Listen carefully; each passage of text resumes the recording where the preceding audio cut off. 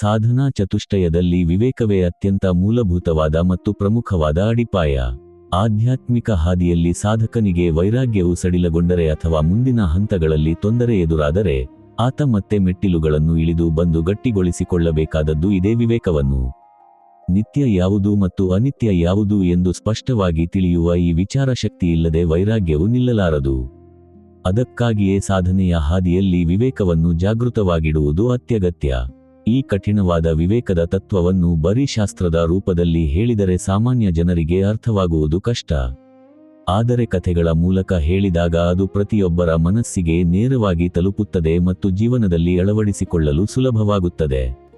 ಕಥೆಗಳು ನಿತ್ಯ ಅನಿತ್ಯಗಳ ವ್ಯತ್ಯಾಸವನ್ನು ಕಣ್ಣಿಗೆ ಕಟ್ಟುವಂತೆ ತೋರಿಸಿ ಅಂತರಂಗದ ಜ್ಞಾನವನ್ನು ಜಾಗೃತಗೊಳಿಸುತ್ತವೆ. ಹೀಗಾಗಿ ಸ್ವಾಮಿ ವಿವೇಕಾನಂದರ ದಿವ್ಯ ವಿಚಾರಗಳು ಮತ್ತು ನಿದರ್ಶನ ಕಥೆಗಳ ಮೂಲಕ ವಿವೇಕದ ಮಹತ್ವವನ್ನು ಪ್ರತಿಯೊಬ್ಬರಿಗೂ ಸರಳವಾಗಿ ತಲುಪಿಸುವುದು ಈ ಸರಣಿಯ ಮುಖ್ಯ ಉದ್ದೇಶ. ಪುರಾತನ ಕಾಲದಲ್ಲಿ ಸಿಂಧೂ ಸೌವೀರ ದೇಶವನ್ನು ರಹುಗಣ ಎಂಬ ರಾಜನು ಧರ್ಮ ಮತ್ತು ನ್ಯಾಯದಿಂದ ಆಳುತ್ತಿದ್ದನು. ಆತನಿಗೆ ತನ್ನ ರಾಜವೈಭವ, ಬಲ ಮತ್ತು ಅಧಿಕಾರದ ಬಗ್ಗೆ ಅಪಾರವಾದ ಗರ್ವವಿತ್ತು. ತಾನೇ ಸರ್ವಶ್ರೇಷ್ಠನೆಂಬ ಭಾವನೆ ಆತನಲ್ಲಿ ಬಲವಾಗಿ ಬೇರೂರಿತ್ತು. ಒಮ್ಮೆ ರಾಜ ರಹುಗಣನು ಶ್ರೇಷ್ಠ ಜ್ಞಾನಿಗಳನ್ನು ಭೇಟಿ ಮಾಡಿ ಆತ್ಮಜ್ಞಾನದ ರಹಸ್ಯವನ್ನು ತಿಳಿಯಲು ಬಯಸಿ ಕಪಿಲ ಮುನಿಗಳ ಆಶ್ರಮದ ಕಡೆಗೆ ಪಲ್ಲಕ್ಕಿಯಲ್ಲಿ ಪ್ರಯಾಣ ಬೆಳೆಸಿದನು. ಅದೇ ಸಮಯದಲ್ಲಿ ಕಪಿಲ ಮುನಿಗಳ ಆಶ್ರಮಕ್ಕೆ ಸಮೀಪದಲ್ಲಿದ್ದ ದಟ್ಟವಾದ ಅರಣ್ಯದ ಅಂಚಿನಲ್ಲಿ ಜಡಭರತನು ವಾಸಿಸುತ್ತಿದ್ದನು.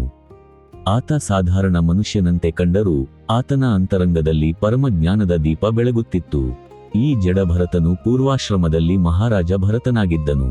ಸಕಲ ರಾಜಭೋಗಗಳನ್ನು ತ್ಯಜಿಸಿ ಕಾಡಿಗೆ ಬಂದು ತಪಸ್ಸಿನಲ್ಲಿ ತೊಡಗಿದ್ದಾಗ ಆತನಿಗೆ ನದಿಯಲ್ಲಿ ತಾಸಿಗೊಳಗಾಗಿದ್ದ ಜಿಂಕೆಯ ಮರಿಯೊಂದರ ಮೇಲೆ ತೀವ್ರ ವ್ಯಾಮೋಹ ಬೆಳೆಯಿತು. ಆ ಜಿಂಕೆಯ ಚಿಂತೆಯಲ್ಲೇ ಪ್ರಾಣ ಬಿಟ್ಟಿದ್ದರಿಂದ ಮುಂದಿನ ಜನ್ಮದಲ್ಲಿ ಆತ ಜಿಂಕೆಯಾಗಿಯೇ ಹುಟ್ಟಬೇಕಾಯಿತು. ಆದರೆ ತನ್ನ ಪೂರ್ವಾಶ್ರಮದ ತಪಸ್ಸಿನ ಬಲದಿಂದ ಜಿಂಕೆ ಜನ್ಮದಲ್ಲೂ ಆತನಿಗೆ ತನ್ನ ಹಳೆಯ ತಪ್ಪಿನ ಅರಿವಿತ್ತು. ನಂತರ ಬ್ರಾಹ್ಮಣ ಕುಲದಲ್ಲಿ ಜಡಭರತನಾಗಿ ಜನ್ಮವೆತ್ತಿದಾಗ ಈ ಜಗತ್ತಿನ ಪ್ರತಿಯೊಂದು ಭೌತಿಕ ವಸ್ತುವು ಕ್ಷಣಿಕ ಮತ್ತು ಅಸ್ಥಿರ ಎಂಬ ನಿತ್ಯಾನಿತ್ಯ ವಸ್ತು ವಿವೇಕ ಆತನಲ್ಲಿ ಸಂಪೂರ್ಣವಾಗಿ ಜಾಗೃತವಾಗಿತ್ತು. ಆದ್ದರಿಂದ ಹೊರಗಿನ ಪ್ರಪಂಚಕ್ಕೆ ಆತನೊಬ್ಬ ಅಜ್ಞಾನಿಯಂತೆ, ಮಾತು ಬಾರದ ಜಡನಂತೆ ನಟಿಸುತ್ತಿದ್ದನು. ರಾಜ ರಹುಗಣನ ಪಲ್ಲಕ್ಕಿಯನ್ನು ಹೊರುತ್ತಿದ್ದ ಸೇವಕರಲ್ಲಿ ಒಬ್ಬನಿಗೆ ತೀವ್ರ ಜ್ವರ ಬಂದು ನಡೆಯಲಾಗದೆ ಕುಸಿದು ಬಿದ್ದನು. ಪಲ್ಲಕ್ಕಿಯ ವೇಗ ಕಡಿಮೆಯಾದಾಗ ರಾಜನು ಕೋಪಗೊಂಡು ತಕ್ಷಣವೇ ಬೇರೊಬ್ಬ ಆಳನ್ನು ಕರೆತರುವಂತೆ ಆದೇಶಿಸಿದನು. ರಾಜನ ಆಳುಗಳು ದಾರಿಯಲ್ಲಿ ಸಾಗುತ್ತಿದ್ದ ಜಡಭರತನನ್ನು ಕಂಡು ಆತನ ದೃಢವಾದ ದೇಹವನ್ನು ನೋಡಿ ಬಲವಂತವಾಗಿ ಕರೆತಂದು ಪಲ್ಲಕ್ಕಿ ಹೊರಲು ನಿಲ್ಲಿಸಿದರು. ಜಡಭರತನು ಯಾವುದೇ ಪ್ರತಿರೋಧ ತೋರದೆ ಪಲ್ಲಕ್ಕಿಯ ನೊಗವನ್ನು ಹೆಗಲ ಮೇಲೆ ಹೊತ್ತು ಸಾಗಲು ಪ್ರಾರಂಭಿಸಿದನು. ಆದರೆ ಆತನಿಗೆ ಪ್ರತಿಯೊಂದು ಜೀವರಾಶಿಯಲ್ಲೂ ಬ್ರಹ್ಮ ವಸ್ತುವೇ ಕಾಣಿಸುತ್ತಿತ್ತು. ದಾರಿಯಲ್ಲಿ ನೆಲದ ಮೇಲೆ ಸಾಲಾಗಿ ಹೋಗುತ್ತಿದ್ದ ಸಣ್ಣ ಇರುವೆಗಳಿಗೂ ತನ್ನ ಕಾಲು ಬಿದ್ದು ತೊಂದರೆಯಾಗಬಾರದೆಂಬ ಕಾರುಣ್ಯದಿಂದ ಜಡಭರತನು ನೆಲವನ್ನು ಎಚ್ಚರಿಕೆಯಿಂದ ನೋಡುತ್ತಾ ಇರುವೆಗಳು ಬಂದಾಗ ಜಿಗಿಯುತ್ತಾ ಹೆಜ್ಜೆ ಇಡುತ್ತಿದ್ದನು. ಹೀಗೆ ಆತ ಮೇಲಕ್ಕೂ ಕೆಳಗೂ ಜಿಗಿದು ನಡೆಯುತ್ತಿದ್ದರಿಂದ ಪಲ್ಲಕ್ಕಿ ತೀವ್ರವಾಗಿ ತೂಗಾಡತೊಡಗಿತು. ರಾಜನಿಗೆ ಪಲ್ಲಕ್ಕಿಯ ಅಲುಗಾಟದಿಂದ ತೊಂದರೆಯಾಗಿ ಪಲ್ಲಕ್ಕಿಯ ಒಳಗಿನಿಂದಲೇ ಗಟ್ಟಿಯಾಗಿ ಗದರಿದನು. ಎಲೈ ಸೇವಕರೇ, ಏಕೆ ಹೀಗೆ ಅಡ್ಡಾದಿಡ್ಡಿ ನಡೆಯುತ್ತಿದ್ದೀರಿ? ಪಲ್ಲಕ್ಕಿಯನ್ನು ಸರಿಯಾಗಿ ಹೊರಲು ನಿಮಗೇನು ಕೇಡು ಬಂದಿದೆ ಎಂದು ಕೋಪದಿಂದ ಕೂಗಿದನು. ಆಗ ಉಳಿದ 3 ಸೇವಕರು, ರಾಜ, ಇದು ನಮ್ಮ ತಪ್ಪಲ್ಲ. ಈ ಹೊಸದಾಗಿ ಬಂದ ಸೇವಕನು ಸರಿಯಾಗಿ ನಡೆಯದೆ ಜಿಗಿಯುತ್ತಿದ್ದಾನೆ ಎಂದು ಹೆದರುತ್ತಾ ಹೇಳಿದರು. ರಾಜ ರಹುಗಣನು ಪಲ್ಲಕ್ಕಿಯ ಪರದೆಯನ್ನು ಸರಿಸಿ ಹೊರಗೆ ಇಣುಕಿ ನೋಡಿ ಜಡಭರತನನ್ನು ಮೂದಲಿಸಿದನು. ಎಲೈ ಮೂಢನೆ, ನೀನು ಒಂಟಿಯಾಗಿ ದಣಿದಿದ್ದೀಯಾ? ತುಂಬಾ ದೂರದಿಂದ ಹೊತ್ತು ತಂದಿದ್ದೀಯಾ? ಅಥವಾ ನೀನು ಮುದುಕನೋ, ದಪ್ಪಗಿದ್ದು ಶಕ್ತಿಯಿಲ್ಲದವನೋ? ನಿನಗೆ ಸರಿಯಾಗಿ ಪಲ್ಲಕ್ಕಿ ಹೊರಲು ಬರುವುದಿಲ್ಲವೇ ಎಂದು ವ್ಯಂಗ್ಯವಾಗಿ ಕೇಳಿದನು. ರಾಜನ ಮಾತುಗಳಲ್ಲಿ ಗರ್ವ ಮತ್ತು ಅಪಹಾಸ್ಯ ಎದ್ದು ಕಾಣುತ್ತಿತ್ತು. ಜಡಭರತನು ಆ ಕ್ಷಣದವರೆಗೆ ಮೌನಿಯಾಗಿದ್ದನು. ಆದರೆ ರಾಜನ ಆ ಅಹಂಕಾರದ ಮಾತುಗಳನ್ನು ಕೇಳಿ ಆತನಿಗೆ ಸತ್ಯವನ್ನು ಬೋಧಿಸುವ ಸಮಯ ಬಂದಿದೆ ಎಂದು ಭಾವಿಸಿದನು. ಆತ ಪಲ್ಲಕ್ಕಿಯನ್ನು ಕೆಳಗಿಟ್ಟು ಅತ್ಯಂತ ಶಾಂತವಾದ ಧ್ವನಿಯಲ್ಲಿ ಮಾತನಾಡಲು ತೊಡಗಿದನು. ರಾಜನೇ, ನೀನು ಹೇಳಿದ ಮಾತುಗಳು ಸತ್ಯ. ಆದರೆ ಅವು ಕೇವಲ ಈ ಮಣ್ಣಿನ ದೇಹಕ್ಕೆ ಅನ್ವಯಿಸುತ್ತವೆ.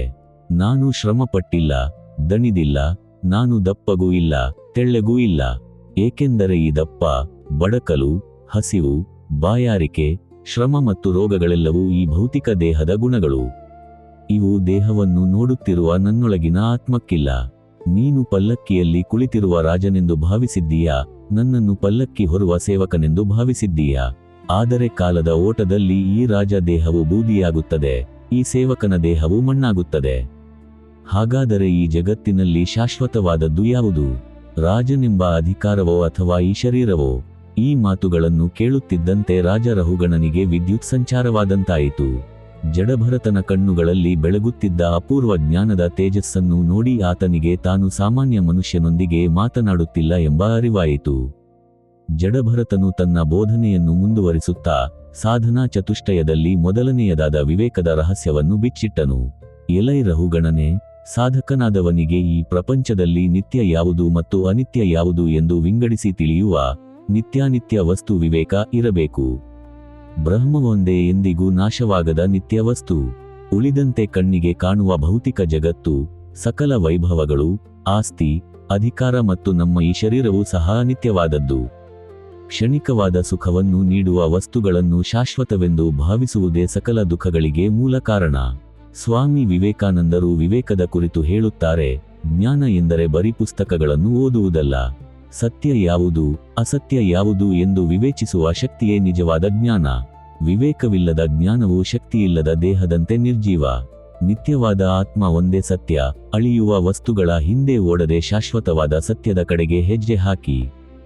ಜಡಭರತನು ರಾಜನತ್ತ ನೋಡುತ್ತಾ ಮತ್ತೆ ಹೇಳಿದನು, ರಹುಗಣನೆ, ನೀನು ಆಳುತ್ತಿರುವ ಈ ಸಾಮ್ರಾಜ್ಯ, ನಿನ್ನ ಈ ವೈಭವದ ಪಲ್ಲಕ್ಕಿ, ನಿನ್ನ ರಾಜದಂಡ ಎಲ್ಲವೂ ತಾತ್ಕಾಲಿಕ.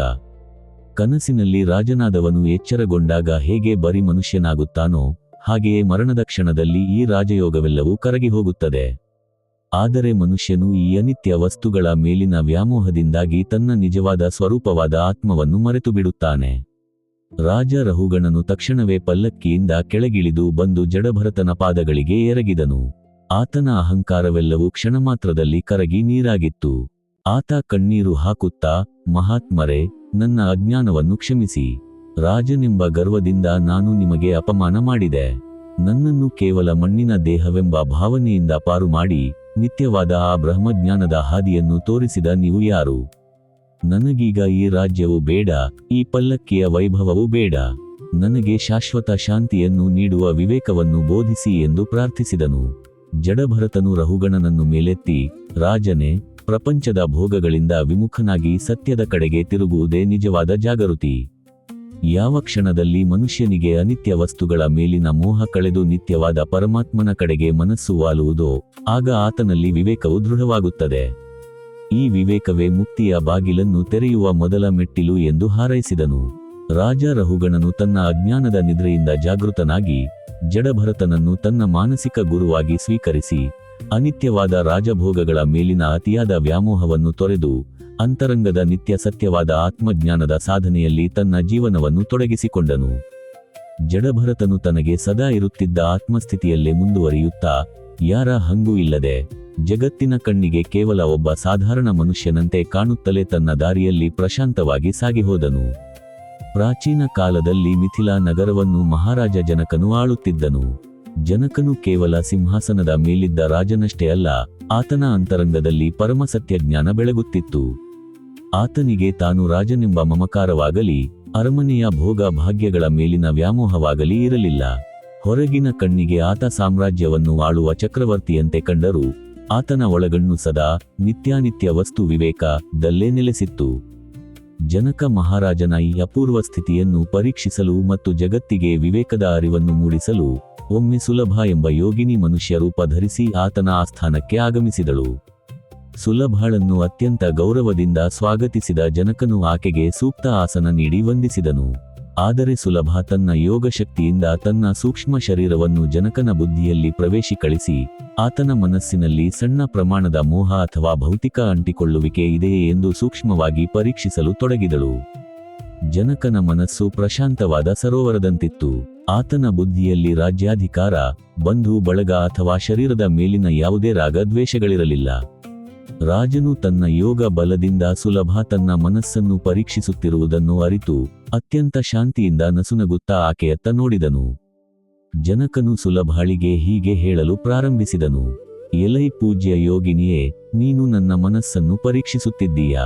ಆದರೆ ಈ ದೇಹ, ಈ ಸಿಂಹಾಸನ, ಈ ಕಿರೀಟ ಮತ್ತು ಈ ಸಾಮ್ರಾಜ್ಯ ಯಾವುದೂ ನನ್ನದಲ್ಲ. ಇವೆಲ್ಲವೂ ಕಾಲದ ಓಟದಲ್ಲಿ ಬದಲಾಗುವ ಮತ್ತು ನಾಶವಾಗುವ ಅನಿತ್ಯ ವಸ್ತುಗಳು. ನನ್ನ ನಿಜವಾದ ಸ್ವರೂಪ ಇವು ಯಾವುದಕ್ಕೂ ಅಂಟಿಕೊಳ್ಳದ ನಿತ್ಯವಾದ ಆತ್ಮ. ರಾಜನೆಂಬ ಹುದ್ದೆ ಕೇವಲ ಕರ್ತವ್ಯದ ರೂಪದಲ್ಲಿದೆ. ಅರಮನೆಯಲ್ಲಿ ವಾಸಿಸುತ್ತಿದ್ದರೂ ನಾನು ಕಾಡಿನಲ್ಲಿರುವ ಸನ್ಯಾಸಿಯಷ್ಟೇ ನಿರ್ಲೇಪಿಯಾಗಿದ್ದೇನೆ. ಈ ಮಾತುಗಳನ್ನು ಕೇಳಿದ ಸುಲಭಾಳಿಗೆ ಜನಕನ ಅಂತರಂಗದ ವಿವೇಕದ ಸ್ಪಷ್ಟತೆ ಅರಿವಾಯಿತು. ಆದರೂ ಆಕೆ ಜನಕನನ್ನು ಮತ್ತಷ್ಟು ಆಳವಾಗಿ ಪರೀಕ್ಷಿಸಲು ಬಯಸಿ, ರಾಜ, ನಿನ್ನ ಅರಮನೆಗೆ ಬೆಂಕಿ ಬಿದ್ದು ಈ ಸಕಲ ಸಂಪತ್ತು ಮತ್ತು ನಿನ್ನ ಪ್ರಿಯಜನರು ಭಸ್ಮವಾದರೆ ನೀನು ಏನು ಮಾಡುತ್ತೀಯಾ? ಆಗಲೂ ನಿನ್ನ ಮನಸ್ಸು ಹೀಗೆಯೇ ಸ್ಥಿರವಾಗಿರುತ್ತದೆಯೇ ಎಂದು ಪ್ರಶ್ನಿಸಿದಳು. ಜನಕನು ತಕ್ಷಣವೇ ಮುಗುಳ್ನಕ್ಕೂ ಅಭಯವಾಣಿಯನ್ನು ನುಡಿದನು. ಮಿಥಿಲಾ ನಗರಕ್ಕೆ ಬೆಂಕಿ ಬಿದ್ದು ಅದರಲ್ಲಿ ಸಕಲವೂ ಉರಿದು ಬೂದಿಯಾದರೂ ನನ್ನದೇ ಆದದ್ದು ಯಾವುದೂ ಸುಡುವುದಿಲ್ಲ. ಏಕೆಂದರೆ ನನ್ನ ಅಂತರಂಗದ ಆತ್ಮಜ್ಞಾನಕ್ಕೆ ಉರಿಯುವ ಶಕ್ತಿಯಿಲ್ಲ. ಬೆಂಕಿಯು ಕೇವಲ ಮಣ್ಣಿನಿಂದ ಮಾಡಿದ ವಸ್ತುಗಳನ್ನು, ಭೌತಿಕ ದೇಹವನ್ನು ಸುಡಬಲ್ಲದು. ನಿತ್ಯವಾದ ಆತ್ಮವನ್ನು ನೀರು ನೆನೆಸಲಾರದು, ಬೆಂಕಿ ಸುಡಲಾರದು, ಗಾಳಿ ಒಣಗಿಸಲಾರದು. ಪ್ರಪಂಚದ ಸಕಲ ಭೋಗಗಳು ಬೆಂಕಿಯಂತೆ ಕ್ಷಣಿಕ. ಅವುಗಳನ್ನು ಶಾಶ್ವತವೆಂದು ಭಾವಿಸುವುದೇ ಅಜ್ಞಾನ. ಸತ್ಯ ಯಾವುದು ಮತ್ತು ಮಿಥ್ಯ ಯಾವುದು ಎಂದು ಬೇರ್ಪಡಿಸಿ ನೋಡುವ ಈ ಅರಿವೇ ವಿವೇಕ. ಸ್ವಾಮಿ ವಿವೇಕಾನಂದರು ವಿವೇಕದ ಕುರಿತು ಹೇಳುತ್ತಾರೆ, ನಿಮ್ಮ ಒಳಗಿರುವ ಆತ್ಮಬಲವನ್ನು ಜಾಗೃತಗೊಳಿಸಿ. ಈ ಜಗತ್ತಿನಲ್ಲಿ ಶಾಶ್ವತವಾದದ್ದು ಯಾವುದೂ ಇಲ್ಲ, ಒಂದೇ ಒಂದು ಸತ್ಯವಾದ ಆತ್ಮವಸ್ತುವನ್ನು ಹೊರತುಪಡಿಸಿ. ಪ್ರಪಂಚದ ಭೋಗ ಭಾಗ್ಯಗಳು ಇಂದು ಇರುತ್ತವೆ, ನಾಳೆ ಮಾಯವಾಗುತ್ತವೆ. ಆದ್ದರಿಂದ ಅಳಿಯುವ ವಸ್ತುಗಳ ಹಿಂದೆ ಓಡದೆ ಶಾಶ್ವತವಾದ ಸತ್ಯದ ಕಡೆಗೆ ಹೆಜ್ಜೆ ಹಾಕಿ. ಜನಕನು ಮುಂದುವರಿಸುತ್ತಾ, ಪ್ರತಿಯೊಬ್ಬ ಸಾಧಕನೂ ತನ್ನ ನಿತ್ಯ ಜೀವನದಲ್ಲಿ ಪ್ರತಿಯೊಂದು ವಸ್ತುವಿನ, ಘಟನೆಯ ಅಸಲಿಯತ್ತನ್ನು ವಿವೇಚಿಸಬೇಕು. ಮನಸ್ಸು ಸದಾ ಹೊರಗಿನ ಸೌಂದರ್ಯ, ಸಂಪತ್ತು ಮತ್ತು ಮಾನ್ಯತೆಗಳ ಕಡೆಗೆ ಓಡುತ್ತದೆ. ಆದರೆ ವಿವೇಕಿಯಾದವನು ಮನಸ್ಸಿನ ಲಗಾಮನ್ನು ಹಿಡಿದು, ಇದು ನಿತ್ಯವೇ ಅಥವಾ ಅನಿತ್ಯವೇ ಎಂದು ಪ್ರಶ್ನಿಸುತ್ತಾನೆ. ಯಾವಾಗ ವಸ್ತುವಿನ ಅಸ್ಥಿರತೆ ಅರಿವಾಗುತ್ತದೋ ಆಗ ಮನಸ್ಸು ಹೊರಗಿನಿಂದ ಹಿಂತಿರುಗಿ ಅಂತರಂಗದ ಸತ್ಯದತ್ತ ವಾಲುವುದು. ಸುಲಭ ಜನಕನ ಮಹಾನ್ ವಿವೇಕದ ವಾಣಿಯನ್ನು ಕೇಳಿ ತಲೆಬಾಗಿದಳು. ಆಕೆಗೆ ಜನಕನು ಕೇವಲ ರಾಜನಲ್ಲ, ಸಕಲ ವೈಭವಗಳ ನಡುವೆಯೂ ನಿತ್ಯಾನಿತ್ಯ ವಸ್ತು ವಿವೇಕದಲ್ಲಿ ಸದಾ ನೆಲೆಸಿದ ಜೀವನ್ಮುಕ್ತ ಎಂಬುದು ಸಂಪೂರ್ಣವಾಗಿ ಅರಿವಾಯಿತು. ಯೋಗಿನಿ ಸುಲಭ ಜನಕ ಮಹಾರಾಜನಿಗೆ ಪ್ರಣಾಮ ಸಲ್ಲಿಸಿ, ಆತನ ಆಸ್ಥಾನದಿಂದ ಪ್ರಶಾಂತವಾಗಿ ನಿರ್ಮಲ ಮನಸ್ಸಿನಿಂದ ತನ್ನ ಪಥದಲ್ಲಿ ಮುನ್ನಡೆದಳು. ಜನಕನು ತನಗಿದ್ದ ಸಕಲ ರಾಜ ಕರ್ತವ್ಯಗಳನ್ನು ಅನಾಸಕ್ತಿಯಿಂದ ನಿರ್ವಹಿಸುತ್ತಾ, ಅಂತರಂಗದಲ್ಲಿ ನಿತ್ಯ ಸತ್ಯವಾದ ಬ್ರಹ್ಮ ವಸ್ತುವಿನ ಸ್ಮರಣೆಯಲ್ಲೇ ಮುಳುಗಿ ಸದಾ ಪ್ರಶಾಂತವಾಗಿ ಬಾಳಿದನು. ಸಾಂದೀಪನಿ ಮುನಿಗಳ ಆಶ್ರಮದಲ್ಲಿ ಬಲರಾಮ ಮತ್ತು ಕೃಷ್ಣರು ವಿದ್ಯಾಭ್ಯಾಸ ಮಾಡುತ್ತಿದ್ದ ಕಾಲವದು. ಆಶ್ರಮದಲ್ಲಿ ದ್ರೋಣ ಮತ್ತು ದ್ರುಪದರಂತೆ ಬಡತನದ ಬಾಲ್ಯದಲ್ಲಿದ್ದ ಸುಧಾಮನು ಸಕಲ ಶಾಸ್ತ್ರಗಳನ್ನು ಅಭ್ಯಾಸ ಮಾಡುತ್ತಿದ್ದನು. ಸುಧಾಮನು ಶರೀರದಿಂದ ಅತ್ಯಂತ ಬಡವನಾಗಿದ್ದರೂ ಆತನ ಅಂತರಂಗದಲ್ಲಿ ಅಪಾರವಾದ ಶಾಂತಿ ಮತ್ತು ವಿಚಾರ ಶಕ್ತಿಯಿತ್ತು. ಕೃಷ್ಣ ಮತ್ತು ಸುಧಾಮರು ನಿಕಟ ಮಿತ್ರರಾಗಿದ್ದರು. ದಿನವಿಡೀ ಕಾಡಿಗೆ ತೆರಳಿ ಕಟ್ಟಿಗೆಗಳನ್ನು ತನ್ನಿ ಆಶ್ರಮದ ಕರ್ತವ್ಯಗಳನ್ನು ಪೂರೈಸುತ್ತಾ ಗುರುಗಳಿಂದ ವೇದಾಂತಗಳ ಪಾಠವನ್ನು ಕೇಳುತ್ತಿದ್ದರು. ಒಮ್ಮೆ ದಟ್ಟವಾದ ಕಾಡಿನಲ್ಲಿ ಸೌದೆ ತರಲು ಹೋದಾಗ ತೀವ್ರವಾದ ಮಳೆ ಮತ್ತು ಬಿರುಗಾಳಿ ಬಂದಿತು. ಇಬ್ಬರೂ ದೊಡ್ಡ ಮರದ ಕೆಳಗೆ ಆಶ್ರಯ ಪಡೆದರು. ಮಳೆಯ ಶೀತಲ ಗಾಳಿಗೆ ಸುಧಾಮನ ದೇಹ ನಡುಗುತ್ತಿತ್ತು. ಕೃಷ್ಣನು ಸುಧಾಮನನ್ನು ನೋಡಿ, ಮಿತ್ರನೇ, ನಮಗೆ ಹಸಿವು ಮತ್ತು ಚಳಿಯಾಗುತ್ತಿದೆ. ಈ ಜಗತ್ತಿನಲ್ಲಿ ಜನರು ಸದಾ ಸುಖವನ್ನು ಅರಸುತ್ತಾರೆ, ಆದರೆ ದುಃಖ ಮತ್ತು ಕಷ್ಟಗಳು ತಟ್ಟನೆ ಎದುರಾಗುತ್ತವೆ. ಪ್ರಪಂಚದಲ್ಲಿ ನಿಜವಾದ ಸುಖ ಎಲ್ಲಿದೆ ಎಂದು ಕೇಳಿದನು.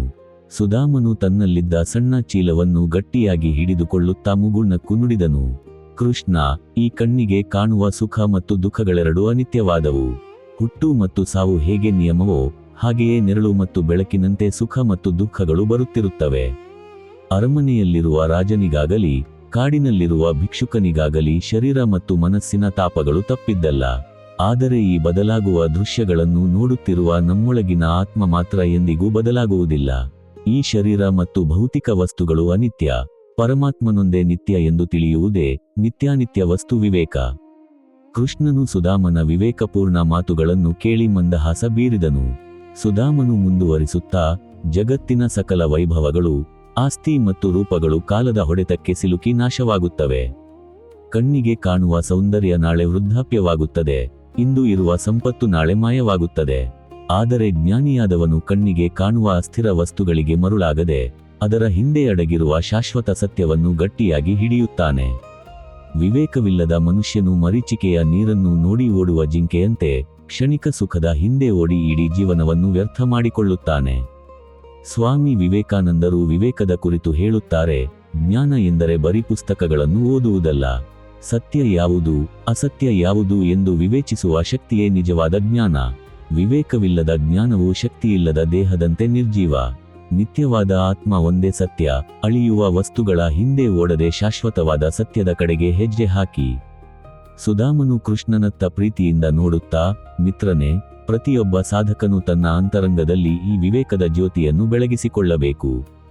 ನಮ್ಮ ಇಂದ್ರಿಯಗಳು ಹೊರಗಿನ ಆಕರ್ಷಣೆಗಳತ್ತ ಧಾವಿಸಿದಾಗ ಬುದ್ಧಿಯು ವಿವೇಕದ ಲಗಾಮಿನಿಂದ ಅವುಗಳನ್ನು ತಡೆಯಬೇಕು. ಪ್ರೇಯಸ್ಸು ಅಂದರೆ ತಕ್ಷಣಕ್ಕೆ ಇಷ್ಟವಾಗುವ ಸುಖ, ಶ್ರೇಯಸ್ಸು ಅಂದರೆ ಕೊನೆಗೆ ಶಾಂತಿ ಕೊಡುವ ಹಾದಿ. ವಿವೇಕಿಯಾದವನು ಸದಾ ಶ್ರೇಯಸ್ಸಿನ ಹಾದಿಯನ್ನೇ ಆಯ್ಕೆ ಮಾಡುತ್ತಾನೆ. ಮಳೆಯು ಶಮನವಾಯಿತು. ಕೃಷ್ಣ ಮತ್ತು ಸುಧಾಮರು ಹೊರಟು ಆಶ್ರಮವನ್ನು ತಲುಪಿದರು. ಕೃಷ್ಣನಿಗೆ ಸುಧಾಮನ ಬಡತನದ ಹಿನ್ನೆಲೆಯಲ್ಲಿದ್ದ ಜ್ಞಾನದ ಐಶ್ವರ್ಯ ಸಂಪೂರ್ಣವಾಗಿ ಅರಿವಾಗಿತ್ತು. ಶಿಕ್ಷಣ ಮುಗಿದು ವರ್ಷಗಳು ಕಳೆದವು. ಸುಧಾಮನು ಮುಂದೆ ಅತ್ಯಂತ ದಾರಿದ್ರ್ಯದ ಜೀವನವನ್ನು ನಡೆಸಿದರೂ ಆತನಲ್ಲಿದ್ದ ನಿತ್ಯಾನಿತ್ಯ ವಸ್ತು ವಿವೇಕವು ಎಂದಿಗೂ ಅಲುಗಾಡಲಿಲ್ಲ. ಆತ ಸದಾ ಪ್ರಶಾಂತವಾಗಿ ಅಂತರಂಗದ ಆತ್ಮಜ್ಞಾನದಲ್ಲೇ ತೃಪ್ತನಾಗಿ ಬಾಳಿದನು. ಕೃಷ್ಣನು ದ್ವಾರಕೆಯ ರಾಜನಾದಾಗಲೂ ಸುಧಾಮನ ಈ ಅಪೂರ್ವ ವಿವೇಕ ಮತ್ತು ನಿಷ್ಕಾಮ ಪ್ರೇಮವನ್ನು ಸದಾ ಸ್ಮರಿಸುತ್ತಿದ್ದನು. ಪ್ರಾಚೀನ ಕಾಲದಲ್ಲಿ ವಾರಾಣಸಿಯ ಗಂಗಾನದಿಯ ತೀರದಲ್ಲಿ ಶಂಕರಾಚಾರ್ಯರು ತಮ್ಮ ಶಿಷ್ಯರೊಂದಿಗೆ ವಾಸಿಸುತ್ತಿದ್ದರು. ಅವರು ಪ್ರತಿದಿನ ಬೆಳಿಗ್ಗೆ ತಮ್ಮ ಶಿಷ್ಯರೊಂದಿಗೆ ನದಿಗೆ ತೆರಳಿ ಸ್ನಾನ ಮುಗಿಸಿ ವಿಶ್ವನಾಥನ ದರ್ಶನ ಪಡೆದು ಬ್ರಹ್ಮಸೂತ್ರ ಮತ್ತು ಉಪನಿಷತ್ತುಗಳ ಬೋಧನೆ ಮಾಡುತ್ತಿದ್ದರು. ಆಚಾರ್ಯರ ಮನಸ್ಸು ಸದಾ ನಿತ್ಯಾನಿತ್ಯ ವಸ್ತು ವಿವೇಕ ದಲ್ಲೇ ನೆಲೆಸಿತ್ತು. ಪ್ರಪಂಚದ ಸಕಲ ಭೌತಿಕ ವಸ್ತುಗಳು ಅನಿತ್ಯ ಮತ್ತು ನಿರಾಕಾರವಾದ ಬ್ರಹ್ಮವೊಂದೇ ನಿತ್ಯ ಸತ್ಯ ಎಂಬ ಜ್ಞಾನದಲ್ಲಿ ಅವರು ಸ್ಥಿರವಾಗಿದ್ದರು. ಒಂದು ದಿನ ಬೆಳಿಗ್ಗೆ ಶಂಕರಾಚಾರ್ಯರು ಗಂಗಾ ಸ್ನಾನ ಮುಗಿಸಿ ಕಿರಿದಾದ ಬೀದಿಯಲ್ಲಿ ವಿಶ್ವನಾಥನ ದೇವಾಲಯದ ಕಡೆಗೆ ನಡೆಯುತ್ತಿದ್ದರು. ಆ ಸಮಯದಲ್ಲಿ ಎದುರಿನಿಂದ 4 ದೊಡ್ಡ ನಾಯಿಗಳೊಂದಿಗೆ ಚಂಡಾಲನೊಬ್ಬ ಅಸ್ಪೃಶ್ಯನಂತೆ ಕಾಣುವ ವ್ಯಕ್ತಿ ನಡೆದು ಬರುತ್ತಿದ್ದನು. ಆ ಬೀದಿ ಅತ್ಯಂತ ಕಿರಿದಾಗಿದ್ದರಿಂದ ಇಬ್ಬರು ಮುಖಾಮುಖಿಯಾದರು. ಶಂಕರಾಚಾರ್ಯರ ಶಿಷ್ಯರು ಆ ವ್ಯಕ್ತಿಯನ್ನು ನೋಡಿ, ದೂರ ಹೋಗು, ದಾರಿ ಬಿಡು, ಆಚಾರ್ಯರು ಬರುತ್ತಿದ್ದಾರೆ ಎಂದು ಗಟ್ಟಿಯಾಗಿ ಕೂಗಿ ಹೇಳಿದರು. ಆಗ ಆ ಚಂಡಾಲನು ಶಾಂತವಾಗಿ ನಿಂತು ಶಂಕರಾಚಾರ್ಯರ ಕಣ್ಣುಗಳಲ್ಲಿ ಕಣ್ಣಿಟ್ಟು ನೋಡುತ್ತಾ ಅತ್ಯಂತ ಗಂಭೀರವಾದ ಪ್ರಶ್ನೆಯೊಂದನ್ನು ಕೇಳಿದನು. ಎಲೈ ಸನ್ಯಾಸಿಯೇ, ದೂರ ಹೋಗು ಎಂದು ನೀನು ಯಾರಿಗೆ ಹೇಳುತ್ತಿದ್ದೀಯಾ? ಮಣ್ಣಿನಿಂದ ಮಾಡಲ್ಪಟ್ಟ ಅನ್ನದಿಂದ ಪುಷ್ಟಿಗೊಂಡಿರುವ ಈ ನನ್ನ ಶರೀರಕ್ಕೆ ನಿನ್ನ ಶರೀರ ದೂರ ಹೋಗು ಎಂದು ಹೇಳುತ್ತಿದೆಯೇ? ಅಥವಾ ನನ್ನ ಒಳಗಿರುವ ಮತ್ತು ನಿನ್ನ ಒಳಗಿರುವ ಒಂದೇ ಆದ ಆತ್ಮಕ್ಕೆ ದೂರ ಹೋಗು ಎಂದು ಹೇಳುತ್ತಿದ್ದೀಯಾ? ಪ್ರಕೃತಿಯಿಂದ ಉಂಟಾದ ದೇಹಕ್ಕೂ ವ್ಯತ್ಯಾಸವಿಲ್ಲ. ಸೂರ್ಯನ ಬಿಂಬವು ಗಂಗಾನದಿಯ ನೀರಿನಲ್ಲಿ ಬಿದ್ದರೂ ಒಂದೇ, ಚಂಡಾಲನ ಮನೆಯಲ್ಲಿರುವ ನೀರಿನಲ್ಲಿ ಬಿದ್ದರೂ ಒಂದೇ. ಹಾಗಿದ್ದಾಗ ನಿನ್ನೊಳಗಿನ ನಿತ್ಯವಾದ ಆತ್ಮ ಮತ್ತು ನನ್ನೊಳಗಿನ ನಿತ್ಯವಾದ ಆತ್ಮ ಬೇರೆಯೇ? ಈ ಮಾತುಗಳನ್ನು ಕೇಳಿದ ಶಂಕರಾಚಾರ್ಯರಿಗೆ ತಕ್ಷಣವೇ ಜಾಗೃತಿಯಾಯಿತು. ತಮಗೆ ಎದುರಾಗಿ ನಿಂತಿರುವುದು ಸಾಮಾನ್ಯ ಮನುಷ್ಯನಲ್ಲ, ಸಾಕ್ಷಾತ್ ಈಶಾನ ಸದಾಶಿವನೇ ಚಂಡಾಲನ ರೂಪದಲ್ಲಿ ಬಂದು ತಮ್ಮ ವಿವೇಕವನ್ನು ಪರೀಕ್ಷಿಸುತ್ತಿದ್ದಾನೆ ಎಂಬುದು ಅರಿವಾಯಿತು. ಶಂಕರಾಚಾರ್ಯರು ಆ ಕ್ಷಣದಲ್ಲೇ ಆತನ ಪಾದಗಳಿಗೆ ಪ್ರಣಾಮ ಸಲ್ಲಿಸಿ ತಮ್ಮ ಅಂತರಂಗದ ಅನುಭವವನ್ನು ಪದ್ಯ ರೂಪದಲ್ಲಿ ಹೊರಹಾಕಿದರು. ದೇಹ, ಜಾತಿ, ಬಣ್ಣ ಮತ್ತು ರೂಪಗಳೆಲ್ಲವೂ ಅಜ್ಞಾನದಿಂದ ಕಾಣುವ ಅನಿತ್ಯ ವಸ್ತುಗಳು. ಇವೆಲ್ಲದರ ಹಿಂದೆ ಸಾಕ್ಷಿಯಾಗಿರುವ ಬ್ರಹ್ಮ ವಸ್ತು ಒಂದೇ ನಿತ್ಯವಾದದ್ದು. ಯಾರು ಈ ನಿತ್ಯಾನಿತ್ಯ ವಸ್ತು ವಿವೇಕವನ್ನು ಹೊಂದಿದ್ದಾರೋ ಅವರು ಚಂಡಾಲನೇ ಆಗಿರಲಿ ಅಥವಾ ಬ್ರಾಹ್ಮಣನೇ ಆಗಿರಲಿ, ಅವರೇ ನನ್ನ ಪರಮ ಗುರುಗಳು ಎಂದು ನುಡಿದರು. ಸ್ವಾಮಿ ವಿವೇಕಾನಂದರು ವಿವೇಕದ ಕುರಿತು ಹೇಳುತ್ತಾರೆ, ಜ್ಞಾನ ಎಂದರೆ ಬರೀ ಪುಸ್ತಕಗಳನ್ನು ಓದುವುದಲ್ಲ. ಸತ್ಯ ಯಾವುದು, ಅಸತ್ಯ ಯಾವುದು ಎಂದು ವಿವೇಚಿಸುವ ಶಕ್ತಿಯೇ ನಿಜವಾದ ಜ್ಞಾನ. ವಿವೇಕವಿಲ್ಲದ ಜ್ಞಾನವು ಶಕ್ತಿಯಿಲ್ಲದ ದೇಹದಂತೆ ನಿರ್ಜೀವ. ನಿತ್ಯವಾದ ಆತ್ಮ ಒಂದೇ ಸತ್ಯ. ಅಳಿಯುವ ವಸ್ತುಗಳ ಹಿಂದೆ ಓಡದೆ ಶಾಶ್ವತವಾದ ಸತ್ಯದ ಕಡೆಗೆ ಹೆಜ್ಜೆ ಹಾಕಿ. ಶಂಕರಾಚಾರ್ಯರು ಮುಂದುವರಿಸುತ್ತಾ ತಮ್ಮ ಶಿಷ್ಯರಿಗೆ ಬೋಧಿಸಿದರು. ನಾವಿಂದು ಕಣ್ಣಿನಿಂದ ನೋಡುವ ಈ ಬಾಹ್ಯ ರೂಪಗಳು, ಸುಖ ದುಃಖಗಳು ಮತ್ತು ಭೇದಭಾವಗಳು ಕೇವಲ ಮಾಯೆಯ ಪ್ರಭಾವದಿಂದ ಮೂಡುವಂತಹುವು. ಇವು ಸದಾ ಬದಲಾಗುತ್ತಿರುತ್ತವೆ. ಆದರೆ ಪ್ರತಿಯೊಂದು ಜೀವರಾಶಿಯ ಅಂತರಂಗದಲ್ಲೂ ಬೆಳಗುತ್ತಿರುವ ಆತ್ಮಜ್ಞಾನವು ನಿತ್ಯವಾದದ್ದು, ವಿಕಾರವಿಲ್ಲದ್ದು. ಈ ನಿತ್ಯ ಮತ್ತು ಅನಿತ್ಯಗಳ ವ್ಯತ್ಯಾಸವನ್ನು ಕ್ಷಣಕ್ಷಣಕ್ಕೂ ಗ್ರಹಿಸುವುದೇ ನಿಜವಾದ ವಿವೇಕ. ಆ ಕ್ಷಣದಲ್ಲಿ ಆ ಚಂಡಾಲ ಮತ್ತು 4 ನಾಯಿಗಳು ಕಣ್ಮರೆಯಾಗಿ ಸಾಕ್ಷಾತ್ ಶಿವ ಮತ್ತು 4 ವೇದಗಳ ದಿವ್ಯ ಸ್ವರೂಪ ಶಂಕರಾಚಾರ್ಯರಿಗೆ ದರ್ಶನ ನೀಡಿತು. ಶಂಕರಾಚಾರ್ಯರು ಅಲ್ಲಿಯೇ ಮನೀಷಾ ಪಂಚಕಂ ಎಂಬ ಮಹಾನ್ ಸ್ತೋತ್ರವನ್ನು ರಚಿಸಿ ಜಗತ್ತಿಗೆ ನಿತ್ಯಾನಿತ್ಯ ವಸ್ತು ವಿವೇಕದ ಪರಮ ರಹಸ್ಯವನ್ನು ಸಾರಿದರು. ಆಚಾರ್ಯರು ಮತ್ತು ಅವರ ಶಿಷ್ಯರು ಬಾಹ್ಯ ಭೇದಭಾವಗಳನ್ನು ಸಂಪೂರ್ಣವಾಗಿ ತೊರೆದು ಪ್ರತಿಯೊಂದು ಜೀವಿಯಲ್ಲೂ ಒಂದೇ ಆದ ನಿತ್ಯ ಬ್ರಹ್ಮವನ್ನು ಕಾಣುವ ಅದ್ವೈತ ಜ್ಞಾನದಲ್ಲಿ ತಮ್ಮ ಜೀವನವನ್ನು ಮುಂದುವರಿಸಿದರು. ಮಿಥಿಲಾ ನಗರದ ಜನಪದ ಕಥೆಗಳಲ್ಲಿ ಬರುವ ಮಹಾನ್ ಯೋಗಿ ಅಷ್ಟಾವಕ್ರ ಮತ್ತು ಪ್ರಜಾಪತಿ ಜನಕರ ಭೇಟಿಯ ಪ್ರಸಂಗವು ವಿವೇಕದ ಅರಿವನ್ನು ಜಾಗೃತಗೊಳಿಸುವ ಅತ್ಯಂತ ಅಪೂರ್ವವಾದ ಘಟನೆಯಾಗಿದೆ. ಅಷ್ಟಾವಕ್ರನು ತಾಯಿಯ ಗರ್ಭದಲ್ಲಿದ್ದಾಗಲೇ ತಂದೆಯ ವೇದ ಪಠಣದಲ್ಲಿದ್ದ ದೋಷಗಳನ್ನು ತಿದ್ದಿದ ಕಾರಣಕ್ಕಾಗಿ ತಂದೆಯ ಶಾಪದಿಂದ ಶರೀರದ 8 ಭಾಗಗಳು ವಕ್ರವಾಗಿ ಹುಟ್ಟಿದ್ದನು. ಬಾಹ್ಯ ನೋಟಕ್ಕೆ ಆತನ ಶರೀರ ಅತ್ಯಂತ ವಿಕಾರವಾಗಿ ಕಂಡರೂ ಆತನ ಅಂತರಂಗದಲ್ಲಿ ಪರಮ ಬ್ರಹ್ಮಜ್ಞಾನದ ಜ್ಯೋತಿ ಉರಿಯುತ್ತಿತ್ತು. ಒಮ್ಮೆ ಅಷ್ಟಾವಕ್ರನು ಜನಕ ಮಹಾರಾಜನು ಆಯೋಜಿಸಿದ್ದ ಜ್ಞಾನ ಸಭೆಗೆ ಆಗಮಿಸಿದನು. ಅರಮನೆಯ ರಾಜಸಭೆಯಲ್ಲಿ ದೇಶದ ವಿವಿಧ ಮೂಲೆಗಳಿಂದ ಬಂದಿದ್ದ ಶ್ರೇಷ್ಠ ಪಂಡಿತರು, ವೇದಜ್ಞರು ಮತ್ತು ತರ್ಕಶಾಸ್ತ್ರಜ್ಞರು ಆಸೀನರಾಗಿದ್ದರು. ಅಷ್ಟಾವಕ್ರನು ಸಭೆಯನ್ನು ಪ್ರವೇಶಿಸುತ್ತಿದ್ದಂತೆ ಆತನ ವಕ್ರವಾದ ಶರೀರ ಚಲಿಸುವಾಗ ಆತ ಪಡುತ್ತಿದ್ದ ಶ್ರಮ ಮತ್ತು ಆತನ ವಿಚಿತ್ರ ನಡಿಗೆಯನ್ನು ನೋಡಿ ಸಭೆಯಲ್ಲಿದ್ದ ಸಕಲ ಪಂಡಿತರು ಮತ್ತು ರಾಜಸಭಾಸದರು ಜೋರಾಗಿ ನಗಲು ಪ್ರಾರಂಭಿಸಿದರು. ಅರಮನೆಯ ಸಭೆಯಲ್ಲಿ ಪರಿಹಾಸ್ಯದ ಅಲೆ ಎದ್ದಿತು. ಅಷ್ಟಾವಕ್ರನು ಸಭೆಯ ಮಧ್ಯದಲ್ಲಿ ನಿಂತು ನಗುತ್ತಿದ್ದ ಪಂಡಿತರನ್ನು ನೋಡಿ ತಾನು ಗಟ್ಟಿಯಾಗಿ ನಗಲು ತೊಡಗಿದನು. ಆತನ ನಗು ಸಭೆಯಲ್ಲಿದ್ದ ಪ್ರತಿಯೊಬ್ಬರಿಗೂ ಆಶ್ಚರ್ಯ ತಂದಿತು. ಜನಕ ಮಹಾರಾಜನು ಸಿಂಹಾಸನದಿಂದ ಎದ್ದು ಬಂದು ಅತ್ಯಂತ ವಿನಯದಿಂದ ನಮಸ್ಕರಿಸಿ, ಮಹಾತ್ಮರೇ, ಈ ಪಂಡಿತರು ನಿಮ್ಮ ಶರೀರವನ್ನು ನೋಡಿ ಮೂಢತನದಿಂದ ನಕ್ಕರು. ಆದರೆ ನೀವು ಏಕೆ ಹೀಗೆ ಗಟ್ಟಿಯಾಗಿ ನಗುತ್ತಿದ್ದೀರಿ? ನಿಮ್ಮ ನಗುವಿನ ಹಿನ್ನೆಲೆಯಲ್ಲಿದ್ದ ರಹಸ್ಯವೇನು ಎಂದು ಗೌರವದಿಂದ ಕೇಳಿದನು. ಅಷ್ಟಾವಕ್ರನು ತನ್ನ ತೇಜಸ್ವಿ ಕಣ್ಣುಗಳಿಂದ ರಾಜನತ್ತ ನೋಡಿ ಪ್ರಶಾಂತವಾದ ಧ್ವನಿಯಲ್ಲಿ ನುಡಿದನು, ರಾಜ, ನಾನು ಈ ಸಭೆಗೆ ಬಂದದ್ದು ಮಹಾನ್ ಜ್ಞಾನಿಗಳನ್ನು ಮತ್ತು ವಿಚಾರವಂತರನ್ನು ಭೇಟಿಯಾಗಲು. ಆದರೆ ಇಲ್ಲಿ ಬಂದ ಮೇಲೆ ನನಗರಿವಾಯಿತು, ಈ ಸಭೆಯಲ್ಲಿ ಕುಳಿತಿರುವವರೆಲ್ಲರೂ ಕೇವಲ ಚರ್ಮವನ್ನು ನೋಡಿ ಬೆಲೆ ಕಟ್ಟುವ ಚರ್ಮಕಾರರು, ಚಮ್ಮಾರರು ಹೊರತು ನಿಜವಾದ ಜ್ಞಾನಿಗಳಲ್ಲ. ಇವರಿಗೆ ಕಣ್ಣಿಗೆ ಕಾಣುವ ಚರ್ಮ, ಶರೀರದ ರೂಪ ಮತ್ತು ವಿಕಾರಗಳಷ್ಟೇ ಕಾಣಿಸುತ್ತಿವೆ. ಆದರೆ ಶರೀರದ ಒಳಗಿರುವ ನಿತ್ಯವಾದ ಆತ್ಮಜ್ಞಾನ ಇವರಿಗೆ ಕಾಣಿಸುತ್ತಿಲ್ಲ. ಆದ್ದರಿಂದ ಈ ಅಜ್ಞಾನಿಗಳನ್ನು ನೋಡಿ ನನಗೆ ನಗು ಬಂದಿತು. ಈ ಮಾತುಗಳನ್ನು ಕೇಳುತ್ತಿದ್ದಂತೆ ಸಭೆಯಲ್ಲಿದ್ದ ಸಕಲ ಪಂಡಿತರ ತಲೆ ತಗ್ಗಿತು. ಅಷ್ಟಾವಕ್ರನು ರಾಜ ಜನಕನಿಗೆ ನಿತ್ಯಾನಿತ್ಯ ವಸ್ತು ವಿವೇಕ ದ ಅಸಲಿ ಸತ್ಯವನ್ನು ಬೋಧಿಸಲು ತೊಡಗಿದನು. ಎಲೈ ರಾಜನೇ, ಈ ಶರೀರವು ಪಂಚಭೂತಗಳಿಂದ ಮಾಡಲ್ಪಟ್ಟದ್ದು. ಇದು ಹುಟ್ಟುತ್ತದೆ, ಬೆಳೆಯುತ್ತದೆ, ವೃದ್ಧಾಪ್ಯ ತಲುಪುತ್ತದೆ ಮತ್ತು ಕೊನೆಗೆ ಮಣ್ಣಾಗುತ್ತದೆ. ಇದು ಪ್ರಕೃತಿಯ ನಿಯಮ. ಆದರೆ ಶರೀರಕ್ಕೆ ಬರುವ ರೋಗ, ವಿಕಾರ ಅಥವಾ ಸುಖ ದುಃಖಗಳು ಆತ್ಮಕ್ಕಿಲ್ಲ. ಶರೀರವು ಅನಿತ್ಯ, ಅದರ ಒಳಗಿರುವ ಆತ್ಮವು ನಿತ್ಯ. ಸ್ವಾಮಿ ವಿವೇಕಾನಂದರು ವಿವೇಕದ ಕುರಿತು ಹೇಳುತ್ತಾರೆ, ಜ್ಞಾನ ಎಂದರೆ ಬರೀ ಪುಸ್ತಕಗಳನ್ನು ಓದುವುದಲ್ಲ. ಸತ್ಯ ಯಾವುದು, ಅಸತ್ಯ ಯಾವುದು ಎಂದು ವಿವೇಚಿಸುವ ಶಕ್ತಿಯೇ ನಿಜವಾದ ಜ್ಞಾನ. ವಿವೇಕವಿಲ್ಲದ ಜ್ಞಾನವು ಶಕ್ತಿಯಿಲ್ಲದ ದೇಹದಂತೆ ನಿರ್ಜೀವ. ನಿತ್ಯವಾದ ಆತ್ಮ ಒಂದೇ ಸತ್ಯ. ಅಳಿಯುವ ವಸ್ತುಗಳ ಹಿಂದೆ ಓಡದೆ ಶಾಶ್ವತವಾದ ಸತ್ಯದ ಕಡೆಗೆ ಹೆಜ್ಜೆ ಹಾಕಿ. ಅಷ್ಟಾವಕ್ರನು ಮುಂದುವರಿಯುತ್ತಾ, ಮರಳುಗಾಡಿನಲ್ಲಿ ಕಣ್ಣಿಗೆ ಕಾಣುವ ನೀರು ಹೇಗೆ ಮಿಥ್ಯವೋ ಹಾಗೆಯೇ ಬಾಹ್ಯ ಕಣ್ಣುಗಳಿಗೆ ಕಾಣುವ ಈ ಶರೀರದ ರೂಪ, ಸೌಂದರ್ಯ ಮತ್ತು ಜಗತ್ತಿನ ಸಕಲ ವಸ್ತುಗಳು ಅನಿತ್ಯವಾದವು. ಜ್ಞಾನಿಯಾದವನು ವಸ್ತುವಿನ ಹೊರಗಿನ ಕವಚವನ್ನು ನೋಡಿ ಮರುಳಾಗುವುದಿಲ್ಲ. ಆತ ನಿತ್ಯವಾದ ಆತ್ಮ ವಸ್ತುವನ್ನು ಮಾತ್ರ ಸತ್ಯವೆಂದು ಸ್ವೀಕರಿಸುತ್ತಾನೆ. ಯಾವಾಗ ಮನುಷ್ಯನು ಶರೀರವೇ ನಾನು ಎಂಬ ಭಾವನೆಯಿಂದ ಹೊರಬರುತ್ತಾನೋ ಆಗ ಆತನಿಗೆ ಸಕಲ ಭೀತಿಯಿಂದ ಮುಕ್ತಿ ಸಿಗುತ್ತದೆ. ಜನಕ ಮಹಾರಾಜನಿಗೆ ಅಷ್ಟಾವಕ್ರನ ಮಾತುಗಳಿಂದ ತಕ್ಷಣವೇ ಅಪೂರ್ವವಾದ ಜ್ಞಾನೋದಯವಾಯಿತು. ರಾಜನು ಪಂಡಿತರ ಸಭೆಯಲ್ಲಿದ್ದ ಅಹಂಕಾರವನ್ನು ತೊರೆದು ಅಷ್ಟಾವಕ್ರನ ಪಾದಗಳಿಗೆ ಎರಗಿ ಆತನನ್ನೇ ತನ್ನ ಗುರುವಾಗಿ ಸ್ವೀಕರಿಸಿದನು. ಆ ಕ್ಷಣದಲ್ಲಿ ಅಷ್ಟಾವಕ್ರನು ಬೋಧಿಸಿದ ಜ್ಞಾನವೇ ಮುಂದೆ ಅಷ್ಟಾವಕ್ರ ಗೀತಾ ಎಂದು ಪ್ರಸಿದ್ಧವಾಯಿತು. ರಾಜ ಜನಕನು ಬಾಹ್ಯ ಶರೀರ ಮತ್ತು ಪ್ರಪಂಚದ ಮಿಥ್ಯಾ ಆಕರ್ಷಣೆಗಳಿಂದ ಸಂಪೂರ್ಣವಾಗಿ ಮುಕ್ತನಾಗಿ ಸದಾ ಆತ್ಮಜ್ಞಾನದ ವಿವೇಕ ದಲ್ಲೇ ನೆಲೆಸಿ ಜೀವನ್ಮುಕ್ತನಾಗಿ ರಾಜ ಕರ್ತವ್ಯಗಳನ್ನು ಮುಂದುವರಿಸಿದನು. ಕುರುಕ್ಷೇತ್ರದ ಮಹಾಯುದ್ಧಕ್ಕೆ ಸರ್ವ ಸಿದ್ಧತೆಗಳು ಪೂರ್ಣಗೊಂಡಿದ್ದವು. ಎರಡೂ ಕಡೆಯ ಸೇನೆಗಳು ಮುಖಾಮುಖಿಯಾಗಿ ನಿಂತಿದ್ದವು. ಪಾಂಡವರ ಪರವಾಗಿ ಮಹಾವೀರ ಅರ್ಜುನನು ತನ್ನ ದಿವ್ಯ ರಥದಲ್ಲಿ ಆಸೀನನಾಗಿದ್ದನು. ಆ ರಥದ ಸಾರಥಿಯಾಗಿ ಸಾಕ್ಷಾತ್ ಶ್ರೀಕೃಷ್ಣನು ಲಗಾಮನ್ನು ಹಿಡಿದು ಕುಳಿತಿದ್ದನು. ಯುದ್ಧದ ಶಂಖನಾದಗಳು ಮೊಳಗಿದಾಗ ಅರ್ಜುನನು ಕೃಷ್ಣನತ್ತ ತಿರುಗಿ, ಕೃಷ್ಣ, ನನ್ನ ರಥವನ್ನು ಎರಡು ಸೇನೆಗಳ ಮಧ್ಯದಲ್ಲಿ ತಂದು ನಿಲ್ಲಿಸು. ನನ್ನೊಂದಿಗೆ ಯುದ್ಧ ಮಾಡಲು ಬಂದಿರುವವರನ್ನು ನಾನು ನೋಡಬೇಕು ಎಂದು ಕೋರಿದನು. ಶ್ರೀಕೃಷ್ಣನು ರಥವನ್ನು ಭೀಷ್ಮ, ದ್ರೋಣ ಮತ್ತು ಸಕಲ ಕೌರವ ವೀರರ ಎದುರು ನಿಲ್ಲಿಸಿದನು. ಅರ್ಜುನನು ತನ್ನ ಕಣ್ಣೆದುರು ನಿಂತಿದ್ದ ತನ್ನ ಪೂಜ್ಯ ಗುರುಗಳಾದ ದ್ರೋಣಾಚಾರ್ಯರನ್ನು, ಪಿತಾಮಹ ಭೀಷ್ಮರನ್ನು, ತನ್ನ ಸಹೋದರರನ್ನು ಮತ್ತು ಪ್ರಿಯ ಬಂಧುಗಳನ್ನು ನೋಡಿದನು.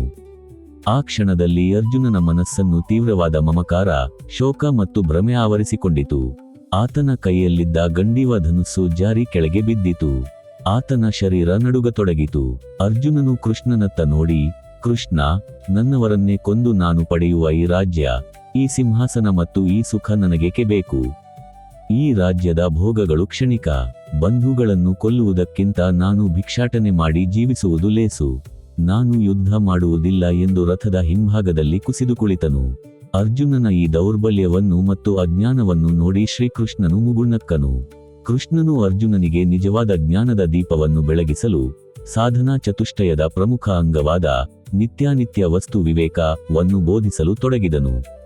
ಎಲೈ ಅರ್ಜುನನೇ, ಪ್ರಜ್ಞಾವಂತನಂತೆ ಮಾತನಾಡುವ ನೀನು ಶೋಕಿಸಬಾರದ ವಿಷಯಗಳಿಗಾಗಿ ಶೋಕಿಸುತ್ತಿದ್ದೀಯಾ? ಪಂಡಿತರಾದವರು ಜೀವಂತವಾಗಿರುವವರಿಗಾಗಲಿ ಅಥವಾ ಸತ್ತು ಹೋದವರಿಗಾಗಲಿ ಎಂದಿಗೂ ದುಃಖಿಸುವುದಿಲ್ಲ. ಕೃಷ್ಣನು ಅರ್ಜುನನ ಕಣ್ಣುಗಳಲ್ಲಿ ಕಣ್ಣಿಟ್ಟು ಸತ್ಯವನ್ನು ಬಿಚ್ಚಿಟ್ಟನು. ಪಾರ್ಥ, ನೀನು, ನಾನು ಮತ್ತು ಈ ಕಣ್ಣೆದುರು ನಿಂತಿರುವ ಸಕಲ ರಾಜರು ಈ ಹಿಂದೆ ಇರಲಿಲ್ಲವೆಂದಿಲ್ಲ, ಮುಂದೆ ಇರುವುದಿಲ್ಲವೆಂದೂ ಇಲ್ಲ. ಹುಟ್ಟು, ಬೆಳವಣಿಗೆ, ವೃದ್ಧಾಪ್ಯ ಮತ್ತು ಸಾವು ಇವೆಲ್ಲವೂ ಕೇವಲ ಈ ಮಣ್ಣಿನ ಶರೀರಕ್ಕೆ ಸಂಬಂಧಿಸಿದವು. ಶರೀರವು ಅನಿತ್ಯವಾದದ್ದು. ಕೇವಲ ಬಟ್ಟೆಯನ್ನು ಬದಲಾಯಿಸಿದಂತೆ ಶರೀರಗಳು ಬದಲಾಗುತ್ತವೆ. ಆದರೆ ಈ ಶರೀರದ ಒಳಗಿರುವ ಆತ್ಮವು ನಿತ್ಯವಾದದ್ದು, ನಾಶವಿಲ್ಲದ್ದು. ಅದನ್ನು ಶಸ್ತ್ರಗಳು ಕಡಿಯಲಾರವು, ಬೆಂಕಿ ಸುಡಲಾರದು, ನೀರು ನೆನೆಸಲಾರದು. ಸ್ವಾಮಿ ವಿವೇಕಾನಂದರು ವಿವೇಕದ ಕುರಿತು ಹೇಳುತ್ತಾರೆ, ಜ್ಞಾನ ಎಂದರೆ ಬರೀ ಪುಸ್ತಕಗಳನ್ನು ಓದುವುದಲ್ಲ. ಸತ್ಯ ಯಾವುದು, ಅಸತ್ಯ ಯಾವುದು ಎಂದು ವಿವೇಚಿಸುವ ಶಕ್ತಿಯೇ ನಿಜವಾದ ಜ್ಞಾನ. ವಿವೇಕವಿಲ್ಲದ ಜ್ಞಾನವು ಶಕ್ತಿಯಿಲ್ಲದ ದೇಹದಂತೆ ನಿರ್ಜೀವ. ನಿತ್ಯವಾದ ಆತ್ಮ ಒಂದೇ ಸತ್ಯ. ಅಳಿಯುವ ವಸ್ತುಗಳ ಹಿಂದೆ ಓಡದೆ ಶಾಶ್ವತವಾದ ಸತ್ಯದ ಕಡೆಗೆ ಹೆಜ್ಜೆ ಹಾಕಿ. ಶ್ರೀಕೃಷ್ಣನು ಮುಂದುವರಿಸುತ್ತಾ, ಅರ್ಜುನನೇ, ಕಣ್ಣಿಗೆ ಕಾಣುವ ಈ ಭೌತಿಕ ಜಗತ್ತು, ಸುಖ ದುಃಖಗಳು, ಶೀತ ಉಷ್ಣಗಳು ಇವೆಲ್ಲವೂ ಬಂದು ಹೋಗುವ ಅನಿತ್ಯ ವಸ್ತುಗಳು. ಇವುಗಳಿಗೆ ಮರುಳಾಗದೆ ಪ್ರತಿಯೊಂದು ಘಟನೆಯ ಹಿಂದಿರುವ ನಿತ್ಯವಾದ ಸತ್ಯವನ್ನು ವಿವೇಚಿಸುವುದೇ ವಿವೇಕ. ಯಾರ ಮನಸ್ಸು ನಿತ್ಯಾನಿತ್ಯ ವಸ್ತು ವಿವೇಕದಲ್ಲಿ ಸ್ಥಿರವಾಗುತ್ತದೆಯೋ ಆತನನ್ನು ಯಾವುದೇ ಶೋಕ ಅಥವಾ ಮೋಹಗಳು ಅಲುಗಾಡಿಸಲು ಸಾಧ್ಯವಿಲ್ಲ. ಕರ್ತವ್ಯದ ಹಾದಿಯಲ್ಲಿ ಧರ್ಮದ ಪರವಾಗಿ ನಿಲ್ಲುವುದು ನಿನ್ನ ಧರ್ಮ. ಕೃಷ್ಣನ ಈ ಪರಮ ದಿವ್ಯ ಬೋಧನೆಯನ್ನು ಕೇಳಿದ ಅರ್ಜುನನ ಅಜ್ಞಾನದ ಕತ್ತಲೆ ಸಂಪೂರ್ಣವಾಗಿ ಮಾಯವಾಯಿತು. ಶೋಕ ಮತ್ತು ಮೋಹಗಳಿಂದ ಆವೃತನಾಗಿದ್ದ ಅರ್ಜುನನಲ್ಲಿ ನಿತ್ಯಾನಿತ್ಯ ವಸ್ತು ವಿವೇಕವು ಗಟ್ಟಿಯಾಗಿ ಜಾಗೃತವಾಯಿತು. ಅರ್ಜುನನು ತನ್ನ ಗಂಡೀವ ಧನುಸ್ಸನ್ನು ಮತ್ತೆ ಕೈಗೆತ್ತಿಕೊಂಡು, ಕೃಷ್ಣ, ನನ್ನ ಮೋಹ ನಾಶವಾಯಿತು. ನಿನ್ನ ಉಪದೇಶದಿಂದ ನನಗೆ ನಿಜವಾದ ಸ್ವರೂಪದ ಸ್ಮೃತಿ ಲಭಿಸಿತು. ನಾನು ಯುದ್ಧಕ್ಕೆ ಸಿದ್ಧನಿದ್ದೇನೆ ಎಂದು ನುಡಿದನು. ಅರ್ಜುನನು ಅನಿತ್ಯವಾದ ಬಾಂಧವ್ಯಗಳ ಮೇಲಿನ ಮಮಕಾರವನ್ನು ತೊರೆದು ನಿತ್ಯವಾದ ಧರ್ಮ ಮತ್ತು ಜ್ಞಾನದ ಹಾದಿಯಲ್ಲಿ ಯುದ್ಧ ಮಾಡಿ ಜಯಶೀಲನಾದನು. ಪುರಾತನ ಕಾಲದಲ್ಲಿ ನೈಮಿಷಾರಣ್ಯದಲ್ಲಿ ಶೌನಕಾದಿ ಮುನಿಗಳು ಯಾಗವನ್ನು ಮಾಡುತ್ತಿದ್ದಾಗ ಸೂತ ಪೌರಾಣಿಕರು ಸಭಾಂಗಣಕ್ಕೆ ಆಗಮಿಸಿದರು. ಸೂತರು ಪರಮ ಜ್ಞಾನಿ ಹಾಗೂ ಸಕಲ ಪುರಾಣಗಳ ರಹಸ್ಯವನ್ನು ತಿಳಿದವರಾಗಿದ್ದರು. ಸೂತರ ಆಗಮನವನ್ನು ಕಂಡ ಶೌನಕ ಮುನಿಗಳು ಅತ್ಯಂತ ಗೌರವದಿಂದ ಅವರನ್ನು ಆಸನದಲ್ಲಿ ಕುಳ್ಳಿರಿಸಿ, ಹೇ ಮಹಾತ್ಮರೇ, ಈ ಸಂಸಾರವೆಂಬ ಬಲೆಯಲ್ಲಿ ಸಿಲುಕಿ ತಪ್ಪಿಸುವ ಮಾನವರಿಗೆ ಶಾಶ್ವತ ಶಾಂತಿ ಸಿಗುವ ಹಾದಿ ಯಾವುದು? ಮನಸ್ಸಿನ ಆತಂಕಗಳನ್ನು ಕಳೆದು ಮುಕ್ತಿಯ ಬಾಗಿಲನ್ನು ತೆರೆಯುವ ಪರಮ ಜ್ಞಾನದ ರಹಸ್ಯವನ್ನು ನಮಗೆ ತಿಳಿಸಿ ಎಂದು ಪ್ರಾರ್ಥಿಸಿದರು. ಸೂತ ಮುನಿಗಳು ಪ್ರಶಾಂತವಾಗಿ ಮುಗುಳ್ನಕ್ಕು ಶೌನಕಾದಿ ಮುನಿಗಳಿಗೆ ನಿತ್ಯಾನಿತ್ಯ ವಸ್ತು ವಿವೇಕದ ಅಸಲಿ ಸತ್ಯವನ್ನು ತಿಳಿಸಲು ಪ್ರಸಿದ್ಧವಾದ ಮಹರ್ಷಿ ವಸಿಷ್ಠ ಮತ್ತು ಶ್ರೀರಾಮನ ಯೌವನದ ಪ್ರಸಂಗವನ್ನು ವಿವರಿಸಲು ತೊಡಗಿದರು. ಶ್ರೀರಾಮಚಂದ್ರನು ಯೌವನಕ್ಕೆಲಿ ಕಾಲಿಟ್ಟಾಗ ದೇಶಾಟನೆಯನ್ನು ಮುಗಿಸಿ ಅರಮನೆಗೆ ಮರಳಿದ ನಂತರ ತೀವ್ರವಾದ ವೈರಾಗ್ಯ ಮತ್ತು ಶೋಕದಲ್ಲಿ ಮುಳುಗಿದ್ದನು. ಆತನಿಗೆ ಅರಮನೆಯ ರಾಜಭೋಗಗಳು, ಸುಂದರ ಉದ್ಯಾನವನಗಳು, ರಾಜವೈಭವ ಅಥವಾ ದಿವ್ಯಾಭರಣಗಳು ಯಾವುದೇ ಆನಂದವನ್ನು ನೀಡುತ್ತಿರಲಿಲ್ಲ. ರಾಮನು ಆಹಾರವನ್ನು ಸರಿಯಾಗಿ ಸ್ವೀಕರಿಸದೆ ಸದಾ ಚಿಂತಾಕ್ರಾಂತನಾಗಿ ಕುಳಿತಿರುತ್ತಿದ್ದನು.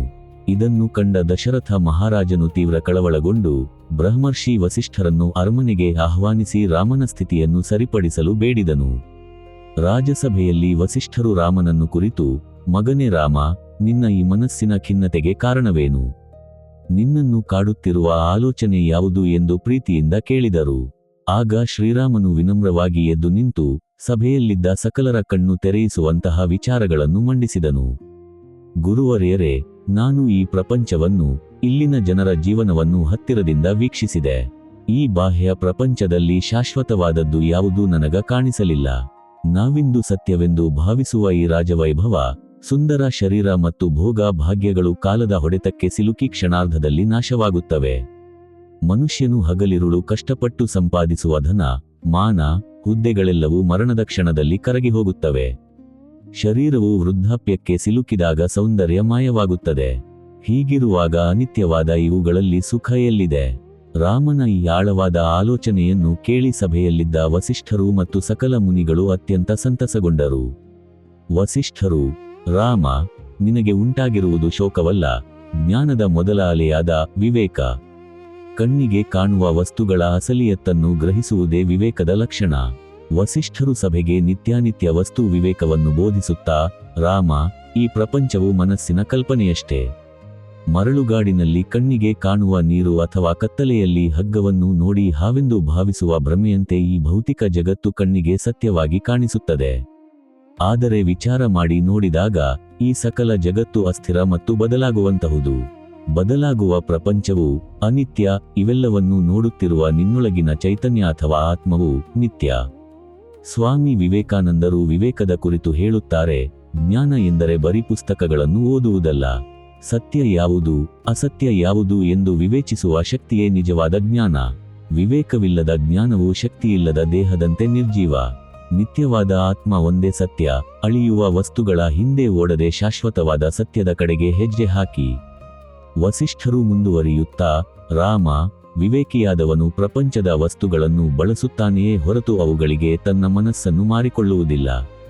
ರಾಜನಾಗಿದ್ದುಕೊಂಡೇ ಅಂತರಂಗದಲ್ಲಿ ತಟಸ್ಥವಾಗಿರುವುದೇ ನಿಜವಾದ ಜ್ಞಾನ. ಕಮಲದ ಎಲೆಯು ನೀರಿನಲ್ಲಿದ್ದರೂ ನೀರು ಅದಕ್ಕೆ ಅಂಟದಿರುವಂತೆ ನೀನು ಈ ಅನಿತ್ಯ ಜಗತ್ತಿನಲ್ಲಿ ಕರ್ತವ್ಯಗಳನ್ನು ನಿರ್ವಹಿಸುತ್ತಲೇ ನಿತ್ಯವಾದ ಆತ್ಮಜ್ಞಾನದಲ್ಲಿ ನೆಲೆಸಬೇಕು. ವಸಿಷ್ಠರ ಈ ಪರಮ ರಹಸ್ಯಮಯವಾದ ಬೋಧನೆಯನ್ನು ಯೋಗವಾಸಿಷ್ಠ ಆಲಿಸಿದ ಶ್ರೀರಾಮನ ಮನಸ್ಸಿನಲ್ಲಿದ್ದ ಸಕಲ ಸಂಶಯಗಳು ಮತ್ತು ಕತ್ತಲೆ ಸಂಪೂರ್ಣವಾಗಿ ನಿವಾರಣೆಯಾದವು. ರಾಮನಲ್ಲಿ ನಿತ್ಯಾನಿತ್ಯ ವಸ್ತು ವಿವೇಕವು ಅಪಾರವಾಗಿ ಗಟ್ಟಿಯಾಯಿತು. ರಾಮನು ತಕ್ಷಣವೇ ದುಃಖವನ್ನು ತೊರೆದು ಅಂತರಂಗದಲ್ಲಿ ಪರಮಾತ್ಮನ ಧ್ವನಿಯನ್ನು ಗ್ರಹಿಸುತ್ತಾ ರಾಜ್ಯದ ಸಕಲ ಕರ್ತವ್ಯಗಳನ್ನು ಧರ್ಮದಿಂದ ನಿರ್ವಹಿಸಲು ಪೂರ್ಣ ಮನಸ್ಸಿನಿಂದ ಸಿದ್ಧನಾದನು. ಸೂತ ಮುನಿಗಳು ಶೌನಕಾದಿಗಳಿಗೆ ಈ ಪ್ರಸಂಗವನ್ನು ವಿವರಿಸಿ, ವಿವೇಕವೇ ಮನುಷ್ಯನನ್ನು ಬಂಧನದಿಂದ ಬಿಡಿಸುವ ಏಕೈಕ ದಿವ್ಯ ಶಕ್ತಿ ಎಂದು ಸಾರಿದರು. ಸಾತ್ಯಕಿ ಮತ್ತು ಕೃಷ್ಣರು ಒಮ್ಮೆ ದ್ವಾರಕೆಯ ಹೊರವಲಯದ ಪ್ರಶಾಂತವಾದ ಉದ್ಯಾನದಲ್ಲಿ ವಿಹರಿಸುತ್ತಿದ್ದರು.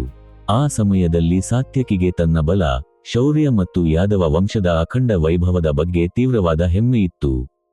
ಸಾತ್ಯಕಿಯು ಕೃಷ್ಣನತ್ತ ನೋಡಿ, ಕೃಷ್ಣ, ನಮ್ಮ ಈ ದ್ವಾರಕಾ ನಗರದ ಸೌಂದರ್ಯ, ಯಾದವರ ಅಪಾರ ಸೇನಾಬಲ ಮತ್ತು ಬಂಗಾರದಿಂದ ನಿರ್ಮಿತವಾದ ಈ ಅರಮನೆಗಳನ್ನು ನೋಡಿದರೆ ಜಗತ್ತಿನಲ್ಲಿ ನಮಗಿಂತ ಭಾಗ್ಯವಂತರು ಯಾರೂ ಇಲ್ಲ ಎನಿಸುತ್ತದೆ. ಈ ವೈಭವ ಎಂದಿಗೂ ಹೀಗೆಯೇ ಇರುತ್ತದೆ ಅಲ್ಲವೇ ಎಂದು ಕೇಳಿದನು. ಶ್ರೀಕೃಷ್ಣನು ಮುಗುಳ್ನಕ್ಕು ಸಾತ್ಯಕಿಯ ಅಹಂಕಾರ ಮತ್ತು ಮಮಕಾರವನ್ನು ಕಳೆಯಲು ನಿತ್ಯಾನಿತ್ಯ ವಸ್ತು ವಿವೇಕದ ಪಾಠವನ್ನು ಮಾಡಲು ತೀರ್ಮಾನಿಸಿದನು. ಕೃಷ್ಣನು ಸಾತ್ಯಕಿಯನ್ನು ಕರೆದುಕೊಂಡು ಸಮುದ್ರ ತೀರಕ್ಕೆ ನಡೆದನು. ಅಲ್ಲಿ ಸಮುದ್ರದ ಬೃಹತ್ ಅಲೆಗಳು ತೀರಕ್ಕೆ ಅಪ್ಪಳಿಸಿ ಮತ್ತೆ ಹಿಂತಿರುಗುತ್ತಿದ್ದವು.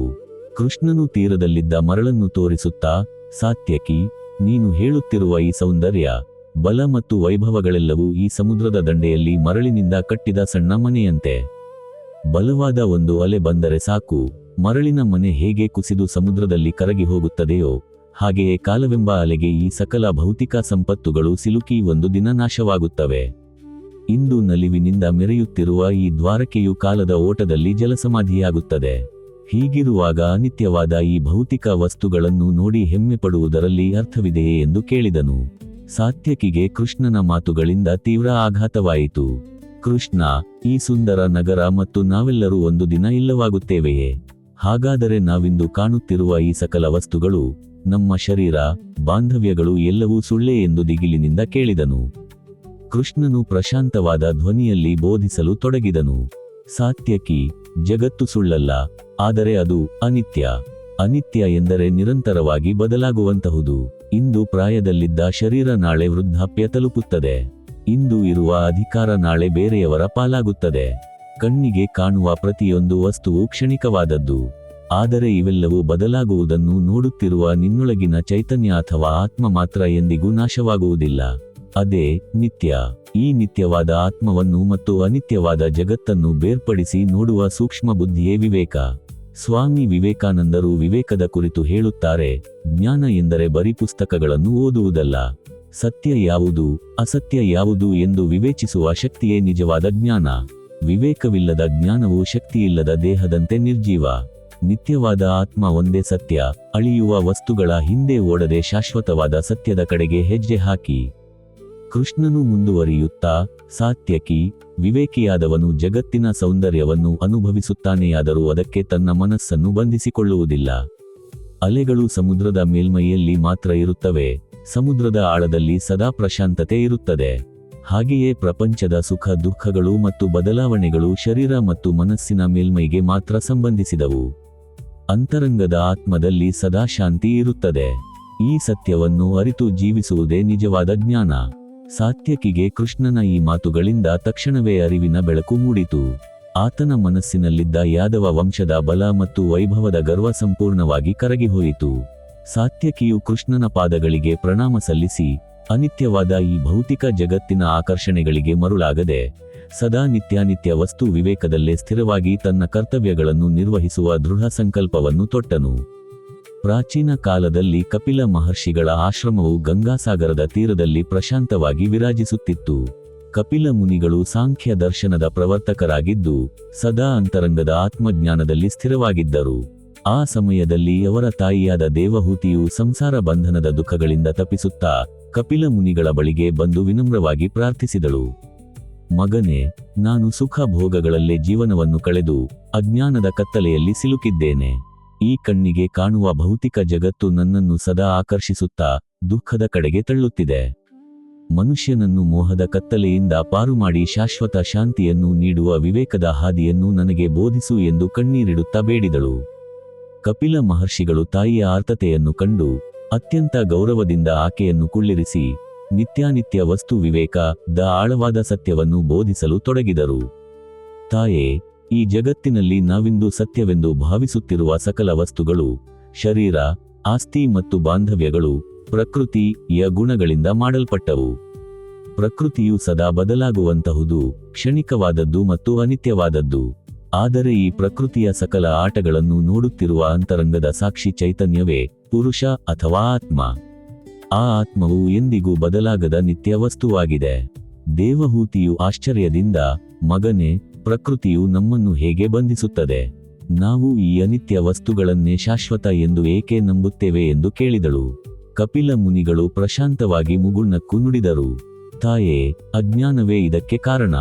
ಮನುಷ್ಯನು ಶರೀರ ಮತ್ತು ಮನಸ್ಸಿನಲ್ಲಿ ಉಂಟಾಗುವ ಸುಖ ದುಃಖಗಳನ್ನು ತನ್ನದೇ ಎಂದು ಭಾವಿಸುತ್ತಾನೆ. ಕಣ್ಣಿನಿಂದ ನೋಡುವ ಸೌಂದರ್ಯ, ಕಿವಿಯಿಂದ ಕೇಳುವ ಹೊಗಳಿಕೆ, ನಾಲಿಗೆಗೆ ಸಿಗುವ ರುಚಿ ಇವೆಲ್ಲವೂ ಇಂದ್ರಿಯಗಳ ಕ್ಷಣಿಕ ಭೋಗಗಳು. ಈ ಭೋಗಗಳು ಮುಗಿದ ತಕ್ಷಣವೇ ದುಃಖವು ಆವರಿಸುತ್ತದೆ. ಯಾರು ಪ್ರಕೃತಿಯ ಈ ಕ್ಷಣಿಕ ಗುಣಗಳನ್ನು ಅನಿತ್ಯ ಎಂದು ಗ್ರಹಿಸಿ ತಮ್ಮೊಳಗಿನ ಶಾಶ್ವತವಾದ ಆತ್ಮ ಒಂದೇ ನಿತ್ಯ ಎಂದು ತಿಳಿಯುತ್ತಾರೋ ಅವರಲ್ಲಿ ಜಾಗೃತವಾಗುವುದೇ ನಿತ್ಯಾನಿತ್ಯ ವಸ್ತು ವಿವೇಕ. ಸ್ವಾಮಿ ವಿವೇಕಾನಂದರು ವಿವೇಕದ ಕುರಿತು ಹೇಳುತ್ತಾರೆ, ಜ್ಞಾನ ಎಂದರೆ ಬರೀ ಪುಸ್ತಕಗಳನ್ನು ಓದುವುದಲ್ಲ. ಸತ್ಯ ಯಾವುದು, ಅಸತ್ಯ ಯಾವುದು ಎಂದು ವಿವೇಚಿಸುವ ಶಕ್ತಿಯೇ ನಿಜವಾದ ಜ್ಞಾನ. ವಿವೇಕವಿಲ್ಲದ ಜ್ಞಾನವು ಶಕ್ತಿಯಿಲ್ಲದ ದೇಹದಂತೆ ನಿರ್ಜೀವ. ನಿತ್ಯವಾದ ಆತ್ಮ ಒಂದೇ ಸತ್ಯ. ಅಳಿಯುವ ವಸ್ತುಗಳ ಹಿಂದೆ ಓಡದೆ ಶಾಶ್ವತವಾದ ಸತ್ಯದ ಕಡೆಗೆ ಹೆಜ್ಜೆ ಹಾಕಿ. ಕಪಿಲ ಮಹರ್ಷಿಗಳು ಮುಂದುವರಿಯುತ್ತಾ, ತಾಯೇ, ನೀರಿನ ಮೇಲೆ ಬಿದ್ದ ಸೂರ್ಯನ ಬಿಂಬವು ನೀರು ಅಲುಗಾಡಿದಾಗ ಅಲುಗಾಡುವಂತೆ ಕಾಣುತ್ತದೆ, ಆದರೆ ನಿಜವಾದ ಸೂರ್ಯ ಆಕಾಶದಲ್ಲಿ ಸ್ಥಿರವಾಗಿದ್ದಾನೆ. ಹಾಗೆಯೇ ಶರೀರ ಮತ್ತು ಮನಸ್ಸಿನ ವಿಕಾರಗಳು ಆತ್ಮಕ್ಕಿಲ್ಲ. ವಿವೇಕಿಯಾದ ಸಾಧಕನು ಮನಸ್ಸಿನ ವಿಕಾರಗಳಿಗೆ ಮರುಳಾಗದೆ ತನ್ನನ್ನು ಸದಾ ಆತ್ಮಸ್ವರೂಪದಲ್ಲೇ ಸ್ಥಿರಗೊಳಿಸಿಕೊಳ್ಳುತ್ತಾನೆ. ಯಾವಾಗ ಅನಿತ್ಯ ವಸ್ತುಗಳ ಮೇಲಿನ ವ್ಯಾಮೋಹ ಕರಗುತ್ತದೋ ಆಗ ಅಂತರಂಗದಲ್ಲಿ ಪರಮಜ್ಞಾನದ ಜ್ಯೋತಿ ಉರಿಯುತ್ತದೆ. ಕಪಿಲ ಮುನಿಗಳ ಈ ಪರಮ ದಿವ್ಯ ಬೋಧನೆಯನ್ನು ಆಲಿಸಿದ ದೇವಹೂತಿಯ ಮನಸ್ಸಿನಲ್ಲಿದ್ದ ಅಜ್ಞಾನದ ಪರದೆಯು ಸಂಪೂರ್ಣವಾಗಿ ಸರಿದುಹೋಯಿತು. ಆಕೆಯಲ್ಲಿದ್ದ ಭೌತಿಕ ಜಗತ್ತಿನ ಕಲ್ಪನೆಗಳು ಕರಗಿ ಅಪೂರ್ವವಾದ ನಿತ್ಯಾನಿತ್ಯ ವಸ್ತು ವಿವೇಕವು ದೃಢವಾಗಿ ನೆಲೆಸಿತು. ದೇವಹೂತಿಯು ಕಪಿಲ ಮುನಿಗಳಿಗೆ ನಮಸ್ಕರಿಸಿ ಪ್ರಕೃತಿಯ ಸಕಲ ಅನಿತ್ಯ ಆಕರ್ಷಣೆಗಳಿಂದ ಸಂಪೂರ್ಣವಾಗಿ ಮುಕ್ತಳಾಗಿ ತನ್ನ ಅಂತರಂಗದ ನಿತ್ಯ ಆತ್ಮಜ್ಞಾನದಲ್ಲೇ ಮುಳುಗಿ ಪರಮ ಮುಕ್ತಿಯನ್ನು ಪಡೆದಳು. ಕುರುಕ್ಷೇತ್ರ ಯುದ್ಧ ಮುಗಿದ ನಂತರ ಯುಧಿಷ್ಠಿರನು ಹಸ್ತಿನಾಪುರದ ಚಕ್ರವರ್ತಿಯಾಗಿ ಸಿಂಹಾಸನವನ್ನೇರಿದನು. ಅಪಾರವಾದ ಸಾಮ್ರಾಜ್ಯ, ಕಣ್ಣು ಕೋರೈಸುವ ಅರಮನೆಯ ವೈಭವ ಮತ್ತು ಸಕಲ ರಾಜಭೋಗಗಳು ಆತನ ಪಾದದಡಿಯಲ್ಲಿದ್ದವು. ಆದರೆ ಯುಧಿಷ್ಠಿರನ ಮನಸ್ಸಿನಲ್ಲಿ ಮಾತ್ರ ಶಾಂತಿ ಇರಲಿಲ್ಲ. ಯುದ್ಧದಲ್ಲಿ ಮಡಿದ ಲಕ್ಷಾಂತರ ಜನರ ಸ್ಮೃತಿ, ಕಳೆದು ಹೋದ ಬಂಧುಗಳ ಶೋಕ ಆತನನ್ನು ಸದಾ ಕಾಡುತ್ತಿತ್ತು. ಈ ರಾಜಸಂಪತ್ತು, ಈ ಕಿರೀಟ ಮತ್ತು ಈ ಜಯ ನನಗೇಕೆ ಬೇಕಿತ್ತು ಎಂದು ಯುಧಿಷ್ಠಿರನು ತೀವ್ರ ಖಿನ್ನತೆಗೆ ಒಳಗಾಗಿದ್ದನು.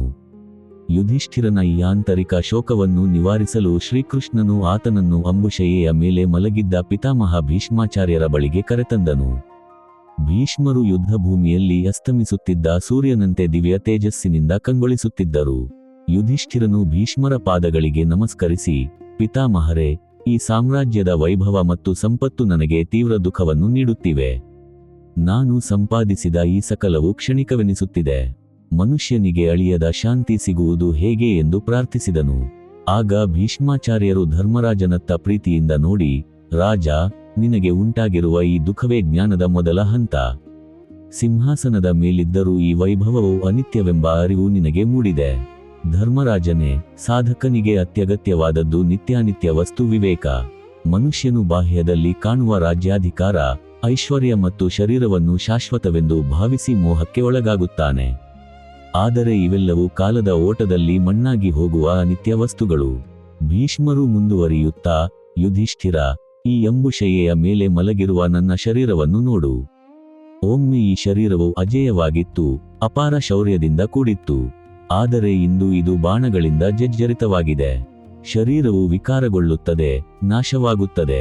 ಆದರೆ ಈ ಶರೀರವನ್ನು ನೋಡುತ್ತಿರುವ, ಧರ್ಮವನ್ನು ಬೋಧಿಸುತ್ತಿರುವ ನನ್ನೊಳಗಿನ ಆತ್ಮವಸ್ತುವಿಗೆ ಯಾವುದೇ ನಾಶವಿಲ್ಲ.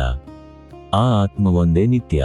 ಅನಿತ್ಯವಾದ ಶರೀರ ಮತ್ತು ಭೋಗಗಳಿಗೆ ಮನಸ್ಸನ್ನು ಅರ್ಪಿಸದೆ ನಿತ್ಯವಾದ ಆತ್ಮಜ್ಞಾನದಲ್ಲಿ ನೆಲೆಸುವುದೇ ವಿವೇಕ. ಸ್ವಾಮಿ ವಿವೇಕಾನಂದರು ವಿವೇಕದ ಕುರಿತು ಹೇಳುತ್ತಾರೆ, ಜ್ಞಾನ ಎಂದರೆ ಬರೀ ಪುಸ್ತಕಗಳನ್ನು ಓದುವುದಲ್ಲ. ಸತ್ಯ ಯಾವುದು, ಅಸತ್ಯ ಯಾವುದು ಎಂದು ವಿವೇಚಿಸುವ ಶಕ್ತಿಯೇ ನಿಜವಾದ ಜ್ಞಾನ. ವಿವೇಕವಿಲ್ಲದ ಜ್ಞಾನವು ಶಕ್ತಿಯಿಲ್ಲದ ದೇಹದಂತೆ ನಿರ್ಜೀವ. ನಿತ್ಯವಾದ ಆತ್ಮ ಒಂದೇ ಸತ್ಯ. ಅಳಿಯುವ ವಸ್ತುಗಳ ಹಿಂದೆ ಓಡದೆ ಶಾಶ್ವತವಾದ ಸತ್ಯದ ಕಡೆಗೆ ಹೆಜ್ಜೆ ಹಾಕಿ. ಭೀಷ್ಮಾಚಾರ್ಯರು ಯುಧಿಷ್ಠಿರನಿಗೆ ಬೋಧಿಸುತ್ತಾ, ರಾಜ, ನಿನ್ನ ಈ ರಾಜ್ಯಾಧಿಕಾರವು ನಿನಗೆ ಸಿಕ್ಕಿರುವ ಒಂದು ಕರ್ತವ್ಯವಷ್ಟೇ ಹೊರತು ನಿನ್ನ ಶಾಶ್ವತ ಸ್ವತ್ತಲ್ಲ. ಕಮಲದ ಎಲೆಯು ನೀರಿನಲ್ಲಿದ್ದರೂ ನೀರು ಅದಕ್ಕೆ ಅಂಟದಿರುವಂತೆ ನೀನು ಈ ಅರಮನೆಯಲ್ಲಿ ವಾಸಿಸುತ್ತಿದ್ದರೂ ಅಂತರಂಗದಲ್ಲಿ ತಟಸ್ಥನಾಗಿರಬೇಕು. ಕಣ್ಣಿಗೆ ಕಾಣುವ ಸಕಲ ಭೌತಿಕ ಸುಖಗಳು ಅನಿತ್ಯ, ಅಂತರಂಗದ ಆತ್ಮ ಒಂದೇ ನಿತ್ಯ ಎಂಬ ವಿವೇಕದ ಖಡ್ಗದಿಂದ ನಿನ್ನ ಶೋಕವನ್ನು ಕಡಿದು ಹಾಕು ಎಂದು ಆಶೀರ್ವದಿಸಿದರು. ಭೀಷ್ಮರ ಈ ಪರಮ ದಿವ್ಯ ಬೋಧನೆಯನ್ನು ಆಲಿಸಿದ ಯುಧಿಷ್ಠಿರನ ಮನಸ್ಸಿನಲ್ಲಿದ್ದ ದುಃಖ ಮತ್ತು ಮೋಹಗಳು ತಕ್ಷಣವೇ ಕರಗಿ ಹೋದವು. ಆತನಲ್ಲಿ ಅಪೂರ್ವವಾದ ನಿತ್ಯಾನಿತ್ಯ ವಸ್ತು ವಿವೇಕವು ಜಾಗೃತವಾಯಿತು. ಧರ್ಮರಾಜನಾದ ಯುಧಿಷ್ಠಿರನು ಸಿಂಹಾಸನದ ವೈಭವಕ್ಕೆ ಮನಸ್ಸನ್ನು ಅಂಟಿಸಿಕೊಳ್ಳದೆ ಸಕಲ ರಾಜ ಕರ್ತವ್ಯಗಳನ್ನು ಧರ್ಮದಿಂದ ನಿರ್ವಹಿಸುತ್ತಾ ಅಂತರಂಗದಲ್ಲಿ ನಿತ್ಯವಾದ ಪರಮಾತ್ಮನ ಸ್ಮರಣೆಯಲ್ಲೇ ಪ್ರಶಾಂತವಾಗಿ ರಾಜ್ಯಾಡಳಿತ ನಡೆಸಿದನು. ಉಪನಿಷತ್ತಿನ ಕಾಲದಲ್ಲಿ ಬ್ರಹ್ಮಜ್ಞಾನಿಯಾದ ಉದ್ದಾಲಕ ಮಹರ್ಷಿ ಮತ್ತು ಆತನ ಪುತ್ರ ಶ್ವೇತಕೇತುವಿನ ನಡುವೆ ನಡೆದ ಸಂವಾದವು ವಿವೇಕದ ಅಸಲಿ ಸತ್ಯವನ್ನು ಬಿಚ್ಚಿಡುವ ಅತ್ಯಂತ ಅಪೂರ್ವವಾದ ಕಥೆಯಾಗಿದೆ. ಶ್ವೇತಕೇತುವು ಧರ್ಮಶಾಸ್ತ್ರಗಳು, ವೇದಗಳು ಮತ್ತು ಸಕಲ ಕಲೆಗಳನ್ನು ಗುರುಕುಲದಲ್ಲಿ 12 ವರ್ಷಗಳ ಕಾಲ ಅಭ್ಯಾಸ ಮಾಡಿ ತನ್ನ ಜ್ಞಾನದ ಬಗ್ಗೆ ಅಪಾರವಾದ ಗರ್ವದಿಂದ ಅರಮನೆಯಂತಹ ಮನೆಗೆ ಹಿಂತಿರುಗಿದ್ದನು. ಆತನ ನಡಿಗೆ, ನೋಟ ಮತ್ತು ಮಾತುಗಳಲ್ಲಿ ತಾನೇ ಸಕಲವನ್ನು ತಿಳಿದವನೆಂಬ ಅಹಂಕಾರ ಎದ್ದು ಕಾಣುತ್ತಿತ್ತು. ತಂದೆಯಾದ ಉದ್ದಾಲಕರು ಮಗನ ಈ ಅಹಂಕಾರವನ್ನು ನೋಡಿ ಪ್ರಶಾಂತವಾದ ಧ್ವನಿಯಲ್ಲಿ ಕರೆದು ಕೇಳಿದರು, ಮಗನೇ ಶ್ವೇತಕೇತು, ನೀನು ಗುರುಕುಲದಲ್ಲಿ ಸಕಲ ವಿದ್ಯೆಗಳನ್ನು ಕಲಿತು ಬಂದಿರುವೆ. ಆದರೆ ಯಾವುದನ್ನು ಕೇಳಿದರೆ ಕೇಳದಿರುವುದು ಕೇಳಿದಂತಾಗುತ್ತದೆಯೋ, ಯಾವುದನ್ನು ಅರಿತರೆ ಅರಿಯದಿರುವುದು ಅರಿತಂತಾಗುತ್ತದೆಯೋ ಆ ಪರಮ ಬ್ರಹ್ಮಜ್ಞಾನದ ಉಪದೇಶವನ್ನು ನಿನ್ನ ಗುರುಗಳು ನಿನಗೆ ನೀಡಿದರೆ ಆ ನಿತ್ಯವಾದ ವಸ್ತುವನ್ನು ನೀನು ಅರಿತಿದ್ದೀಯಾ? ಶ್ವೇತಕೇತುವಿಗೆ ತಂದೆಯ ಈ ಪ್ರಶ್ನೆ ಅರ್ಥವಾಗಲಿಲ್ಲ. ಆತ ಆಶ್ಚರ್ಯದಿಂದ, ತಂದೆಯವರೇ, ಅಂತಹ ವಸ್ತುವಾದರೂ ಯಾವುದು? ಒಂದನ್ನು ತಿಳಿದರೆ ಸಕಲವನ್ನು ತಿಳಿಯಲು ಹೇಗೆ ಸಾಧ್ಯ ಎಂದು ವಿನಮ್ರವಾಗಿ ಕೇಳಿದನು. ಆಗ ಉದ್ದಾಲಕರು ಅಂಗಳದಲ್ಲಿದ್ದ ಆಲದ ಮರದಣ್ಣಿಗೆ ಕರೆದೊಯ್ದು ಅದರಲ್ಲಿದ್ದ ಸಣ್ಣ ಆಲದ ಹಣ್ಣೊಂದನ್ನು ತರಲು ಹೇಳಿದರು. ಶ್ವೇತಕೇತುವು ಹಣ್ಣನ್ನು ತಂದಾಗ ಉದ್ದಾಲಕರು ಅದನ್ನು ಒಡೆದು ನೋಡಲು ಹೇಳಿದರು. ಮಗನೇ, ಇದರ ಒಳಗೆ ಏನು ಕಾಣಿಸುತ್ತಿದೆ ಎಂದು ಕೇಳಿದರು. ಶ್ವೇತಕೇತುವು, ತಂದೆಯವರೇ, ಅತ್ಯಂತ ಸಣ್ಣದಾದ ಬೀಜಗಳು ಕಾಣಿಸುತ್ತಿವೆ ಎಂದನು. ಉದ್ದಾಲಕರು, ಆ ಒಂದು ಸಣ್ಣ ಬೀಜವನ್ನು ಒಡೆದು ನೋಡು, ಈಗೇನು ಕಾಣಿಸುತ್ತಿದೆ ಎಂದು ಕೇಳಿದರು.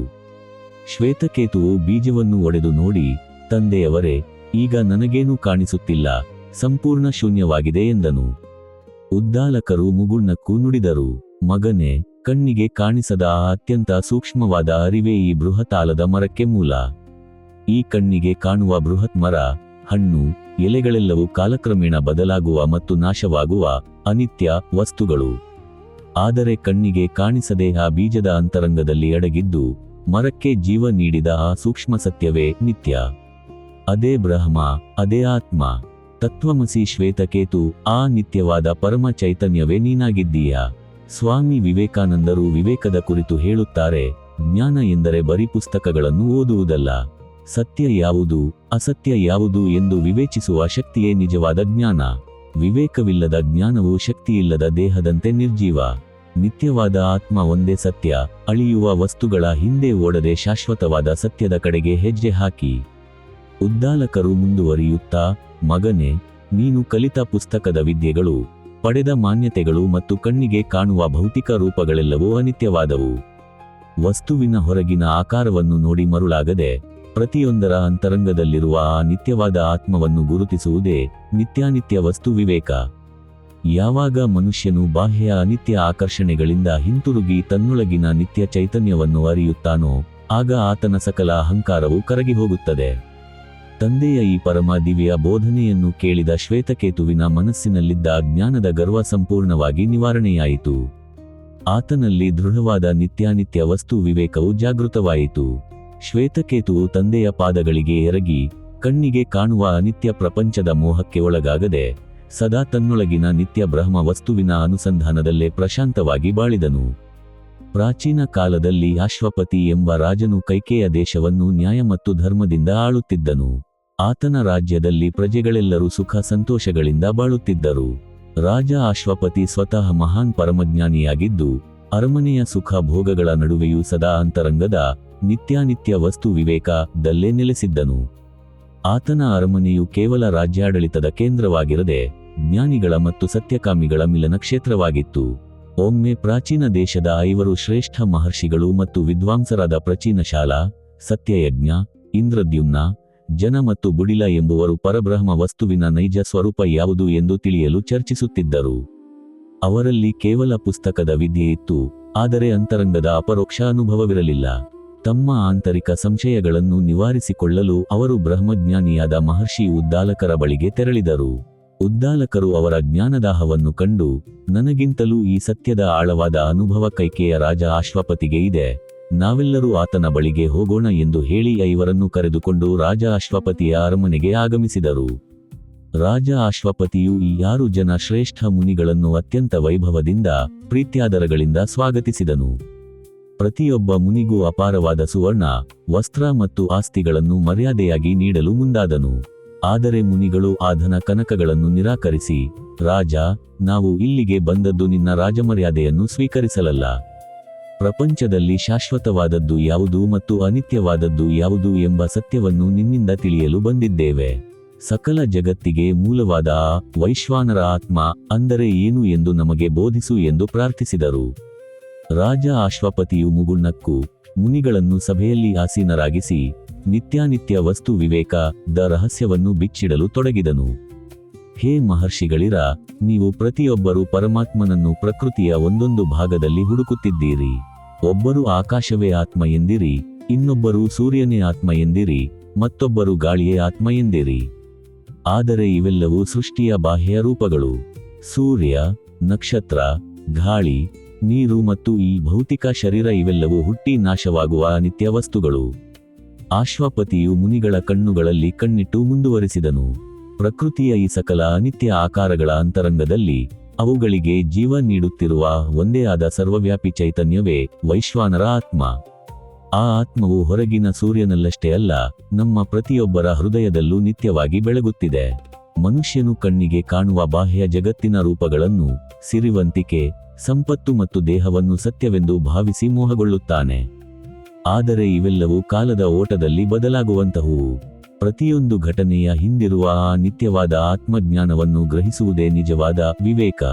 ಸ್ವಾಮಿ ವಿವೇಕಾನಂದರು ವಿವೇಕದ ಕುರಿತು ಹೇಳುತ್ತಾರೆ, ಜ್ಞಾನ ಎಂದರೆ ಬರೀ ಪುಸ್ತಕಗಳನ್ನು ಓದುವುದಲ್ಲ.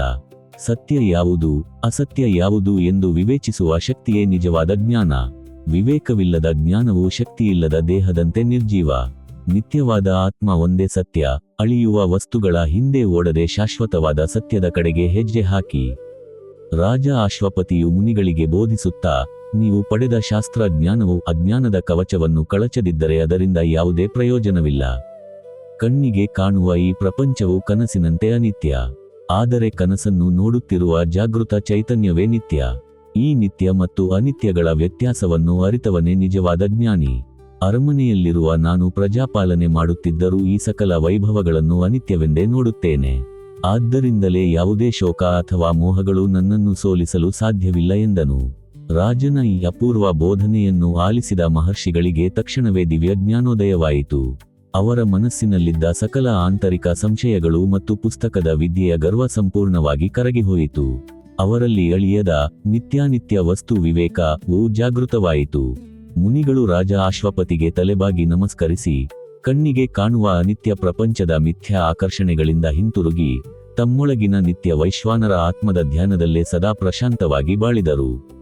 ಪ್ರಾಚೀನ ಕಾಲದಲ್ಲಿ ಆರಣಿ ಮುನಿಗಳ ಆಶ್ರಮದಲ್ಲಿ ಉದ್ಗೀತ ವಿದ್ಯೆಯಲ್ಲಿ ನಿಪುಣನಾದ ಸತ್ಯಕಾಮ ಜಾಬಾಲನು ತನ್ನ ಸಕಲ ಶಿಷ್ಯರಿಗೆ ಗುರುಕುಲದ ಶಿಕ್ಷಣವನ್ನು ನೀಡುತ್ತಿದ್ದನು. ಆತನ ಆಶ್ರಮಕ್ಕೆ ಉಪಕೋಸಲ ಕಮಲಾಯನ ಎಂಬ ಶ್ರೇಷ್ಠ ಸಾಧಕನು ವಿದ್ಯಾರ್ಥಿಯಾಗಿ ಆಗಮಿಸಿದನು. ಉಪಕೋಸಲನು ಸತ್ಯಕಾಮರ ಆಶ್ರಮದಲ್ಲಿ 12 ವರ್ಷಗಳ ಕಾಲ ಅಪಾರವಾದ ಶ್ರದ್ಧೆ ಮತ್ತು ಭಕ್ತಿಯಿಂದ ಗುರುಸೇವೆ ಹಾಗೂ ಅಗ್ನಿಕಾರ್ಯಗಳನ್ನು ನೆರವೇರಿಸಿದನು. ಆತನ ಮನಸ್ಸು ಅತ್ಯಂತ ನಿರ್ಮಲವಾಗಿತ್ತು, ಆದರೆ ಅಂತರಂಗದಲ್ಲಿ ಪರಮಸತ್ಯ ಜ್ಞಾನದ ರಹಸ್ಯವನ್ನು ತಿಳಿಯುವ ತೀವ್ರ ತಾಪತ್ರಯವಿತ್ತು. ಗುರು ಸತ್ಯಕಾಮರು ಇತರ ಸಕಲ ಶಿಷ್ಯರ ವಿದ್ಯಾಭ್ಯಾಸ ಮುಗಿಸಿ ಮನೆಗೆ ಕಳುಹಿಸಿದರೂ ಉಪಕೋಸಲನಿಗೆ ಮಾತ್ರ ಉಪದೇಶ ನೀಡದೆ ಮೌನವಾಗಿದ್ದರು. ಒಮ್ಮೆ ಸತ್ಯಕಾಮರು ಕಾರ್ಯನಿಮಿತ್ತ ದೂರದ ಪ್ರವಾಸಕ್ಕೆ ತೆರಳಿದರು. ಗುರುಗಳ ಉಪದೇಶ ಸಿಗಲಿಲ್ಲವಲ್ಲ ಎಂಬ ತೀವ್ರ ನಿರಾಶೆಯಿಂದ ಉಪಕೋಸಲನು ಆಹಾರ ನಿದ್ರೆಗಳನ್ನು ತೊರೆದು ತಪ್ಪಿಸತೊಡಗಿದನು. ಆತನ ಆರ್ತತೆಯನ್ನು ಕಂಡು ಆಶ್ರಮದಲ್ಲಿದ್ದ ಗಾರ್ಹಪತ್ಯ, ಅನ್ವಾಹಾರ್ಯಪಚನ ಮತ್ತು ಆಹವನೀಯ ಎಂಬ 3 ಅಗ್ನಿಗಳು ಪ್ರಸನ್ನಗೊಂಡು ಮನುಷ್ಯ ರೂಪ ಧರಿಸಿ ಆತನ ಮುಂದೆ ಪ್ರತ್ಯಕ್ಷವಾದವು. ಅಗ್ನಿ ದೇವತೆಗಳು ಉಪಕೋಸಲನನ್ನು ನೋಡಿ, ಮಗನೇ, ನೀನು ಉಪವಾಸದಿಂದ ನರಳಬೇಡ. ಕಣ್ಣಿಗೆ ಕಾಣುವ ಈ ಪ್ರಾಣ, ಆಕಾಶ, ಸೂರ್ಯ ಮತ್ತು ಚಂದ್ರ ಮಂಡಲಗಳಲ್ಲಿ ಬೆಳಗುತ್ತಿರುವ ಭೌತಿಕ ತತ್ವಗಳೆಲ್ಲವೂ ಕಾಲಕ್ರಮೇಣ ಬದಲಾಗುವ ಅನಿತ್ಯ ವಸ್ತುಗಳು. ಇವೆಲ್ಲದರ ಅಂತರಂಗದಲ್ಲಿದ್ದು ಇವುಗಳಿಗೆ ತೇಜಸ್ಸನ್ನು ನೀಡುತ್ತಿರುವ ಒಂದೇ ಆದ ಪರಮಾತ್ಮ ಚೈತನ್ಯವೇ ನಿತ್ಯ. ಅದೇ ಬ್ರಹ್ಮ, ಅದೇ ಆನಂದ ಎಂದು ಪ್ರಥಮ ಉಪದೇಶವನ್ನು ನೀಡಿದವು. ಅಷ್ಟರಲ್ಲಿ ಪ್ರವಾಸದಿಂದ ಮರಳಿದ ಗುರು ಸತ್ಯಕಾಮರು ಉಪಕೋಸಲನ ಮುಖದಲ್ಲಿದ್ದ ಅಪೂರ್ವ ಜ್ಞಾನದ ತೇಜಸ್ಸನ್ನು ಕಂಡು ಆಶ್ಚರ್ಯಚಕಿತರಾದರು. ಸತ್ಯಕಾಮರು, ಮಗನೇ ಉಪಕೋಸಲ, ನಿನ್ನ ಮುಖವು ಬ್ರಹ್ಮಜ್ಞಾನಿಯಂತೆ ಪ್ರಕಾಶಿಸುತ್ತಿದೆಯಲ್ಲ, ನಿನಗೆ ಈ ಉಪದೇಶವನ್ನು ನೀಡಿದವರು ಯಾರು ಎಂದು ಕೇಳಿದರು. ಉಪಕೋಸಲನು ವಿನಮ್ರವಾಗಿ ಅಗ್ನಿಗಳು ತನಗೆ ನೀಡಿದ ಬೋಧನೆಯನ್ನು ವಿವರಿಸಿದನು. ಗುರು ಸತ್ಯಕಾಮರು ಪ್ರಸನ್ನರಾಗಿ, ಉಪಕೋಸಲ, ಅಗ್ನಿಗಳು ನಿನಗೆ ಅಖಂಡ ಸತ್ಯದ ಒಂದು ಭಾಗವನ್ನು ಮಾತ್ರ ಬೋಧಿಸಿವೆ. ನಾನು ನಿನಗೆ ಪೂರ್ಣವಾದ ನಿತ್ಯಾನಿತ್ಯ ವಸ್ತು ವಿವೇಕ ದ ರಹಸ್ಯವನ್ನು ಬೋಧಿಸುತ್ತೇನೆ ಎಂದು ಹೇಳಿ ಕಣ್ಣುಗಳತ್ತ ಬೆರಳು ಮಾಡಿ ತೋರಿಸಿದರು. ಈ ಕಣ್ಣಿನಲ್ಲಿ ಕಾಣುತ್ತಿರುವ ದ್ರಷ್ಟಾರನೇ ನೋಡುವವನೇ ಆತ್ಮ. ಆತನೇ ಅಭಯ, ಆತನೇ ಅಮೃತ, ಆತನೇ ಬ್ರಹ್ಮ. ಕಣ್ಣಿಗೆ ಕಾಣುವ ಈ ರೂಪಗಳು, ದೇಹ, ಸುಖ ದುಃಖಗಳು ಮತ್ತು ಜಗತ್ತಿನ ಸಕಲ ದೃಶ್ಯಗಳು ಕ್ಷಣಿಕವಾಗಿ ಬಂದು ಹೋಗುವ ಅನಿತ್ಯ ವಸ್ತುಗಳು. ಆದರೆ ಇವೆಲ್ಲವನ್ನು ನೋಡುತ್ತಿರುವ ನಿನ್ನೊಳಗಿನ ಸಾಕ್ಷಿ ಚೈತನ್ಯವು ನಿತ್ಯವಾದದ್ದು. ಸ್ವಾಮಿ ವಿವೇಕಾನಂದರು ವಿವೇಕದ ಕುರಿತು ಹೇಳುತ್ತಾರೆ, ಜ್ಞಾನ ಎಂದರೆ ಬರೀ ಪುಸ್ತಕಗಳನ್ನು ಓದುವುದಲ್ಲ. ಸತ್ಯ ಯಾವುದು, ಅಸತ್ಯ ಯಾವುದು ಎಂದು ವಿವೇಚಿಸುವ ಶಕ್ತಿಯೇ ನಿಜವಾದ ಜ್ಞಾನ. ವಿವೇಕವಿಲ್ಲದ ಜ್ಞಾನವು ಶಕ್ತಿಯಿಲ್ಲದ ದೇಹದಂತೆ ನಿರ್ಜೀವ. ನಿತ್ಯವಾದ ಆತ್ಮ ಒಂದೇ ಸತ್ಯ. ಅಳಿಯುವ ವಸ್ತುಗಳ ಹಿಂದೆ ಓಡದೆ ಶಾಶ್ವತವಾದ ಸತ್ಯದ ಕಡೆಗೆ ಹೆಜ್ಜೆ ಹಾಕಿ. ಸತ್ಯಕಾಮರು ಮುಂದುವರಿಸುತ್ತಾ, ಉಪಕೋಸಲ, ನದಿಯ ನೀರು ಸಮುದ್ರ ಸೇರಿದ ಮೇಲೆ ಹೇಗೆ ನದಿಯೆಂಬ ಹೆಸರನ್ನು ಕಳೆದುಕೊಂಡು ಸಮುದ್ರವೇ ಆಗುತ್ತದೆಯೋ, ಹಾಗೆಯೇ ಕಣ್ಣಿಗೆ ಕಾಣುವ ಈ ಭೌತಿಕ ಅನಿತ್ಯ ಆಕರ್ಷಣೆಗಳನ್ನು ತ್ಯಜಿಸಿ ನಿತ್ಯವಾದ ಆತ್ಮದಲ್ಲಿ ನೆಲೆಸಿದವನಿಗೆ ಯಾವುದೇ ಪಾಪ ಅಥವಾ ಶೋಕಗಳು ಅಂಟುವುದಿಲ್ಲ. ವಿವೇಕಿಯಾದವನು ಸದಾ ಈ ನಿತ್ಯಾನಿತ್ಯಗಳ ವ್ಯತ್ಯಾಸವನ್ನು ಗ್ರಹಿಸುತ್ತಾ ಅಭಯ ಸ್ಥಿತಿಯಲ್ಲಿರುತ್ತಾನೆ ಎಂದರು. ಗುರು ಸತ್ಯಕಾಮರ ಈ ಪರಮ ದಿವ್ಯ ಬೋಧನೆಯನ್ನು ಆಲಿಸಿದ ಉಪಕೋಸಲನ ಅಂತರಂಗದಲ್ಲಿದ್ದ ಸಕಲ ಆತಂಕಗಳು ನಿವಾರಣೆಯಾದವು. ಆತನಲ್ಲಿ ಅಳಿಯದ ನಿತ್ಯಾನಿತ್ಯ ವಸ್ತು ವಿವೇಕವು ಗಟ್ಟಿಯಾಗಿ ಮೂಡಿತು. ಉಪಕೋಸಲನು ಅನಿತ್ಯವಾದ ಪ್ರಪಂಚದ ಮಿಥ್ಯಾ ಸ್ವರೂಪವನ್ನು ಸಂಪೂರ್ಣವಾಗಿ ಅರಿತು ಗುರುಗಳ ಪಾದಗಳಿಗೆ ಎರಗಿ ತನ್ನೊಳಗಿನ ನಿತ್ಯ ಬ್ರಹ್ಮ ವಸ್ತುವಿನ ಅಪರೋಕ್ಷ ಅನುಭೂತಿಯಲ್ಲೇ ಪ್ರಶಾಂತವಾಗಿ ಜೀವನ್ಮುಕ್ತನಾಗಿ ಬಾಳಿದನು. ಪ್ರಾಚೀನ ಕಾಲದಲ್ಲಿ ಕಂಕುಟ ದೇಶವನ್ನು ಆಳುತ್ತಿದ್ದ ಸತ್ಯಜಿತ್ ಎಂಬ ರಾಜನು ತೀವ್ರವಾದ ಭೋಗಭಾಗ್ಯಗಳಲ್ಲಿ ಮುಳುಗಿದ್ದನು. ಆತನಿಗೆ ಸುಂದರ ಅರಮನೆ, ಧನಕನಕಗಳ ರಾಶಿ ಮತ್ತು ಅಪಾರವಾದ ಚತುರಂಗ ಬಲವಿತ್ತು. ಆದರೂ ರಾಜನ ಮನಸ್ಸಿನಲ್ಲಿ ಸದಾ ಏನೋ ಒಂದು ಆತಂಕ, ಅಭದ್ರತೆಯ ಆಭಾಸವಿತ್ತು. ಎಷ್ಟು ಸಂಪತ್ತು ಗಳಿಸಿದರೂ ಆತನಿಗೆ ಪೂರ್ಣ ಶಾಂತಿ ಸಿಗುತ್ತಿರಲಿಲ್ಲ. ಒಮ್ಮೆ ಆತನ ಆಸ್ಥಾನಕ್ಕೆ ವಶಿಷ್ಠ ಮುನಿಗಳ ಶಿಷ್ಯರಾದ ದಿವ್ಯಜ್ಞಾನಿ ಸುಮಂತ ಎಂಬ ಋಷಿಗಳು ಆಗಮಿಸಿದರು. ರಾಜ ಸತ್ಯಜಿತ್ ಸುಮಂತರನ್ನು ವಿನಮ್ರವಾಗಿ ಉಪಚರಿಸಿ, ಹೇ ತಪಸ್ವಿಗಳೇ, ನಾನು ಬಯಸಿದ್ದೆಲ್ಲವೂ ನನ್ನ ಬಳಿಯಿದೆ.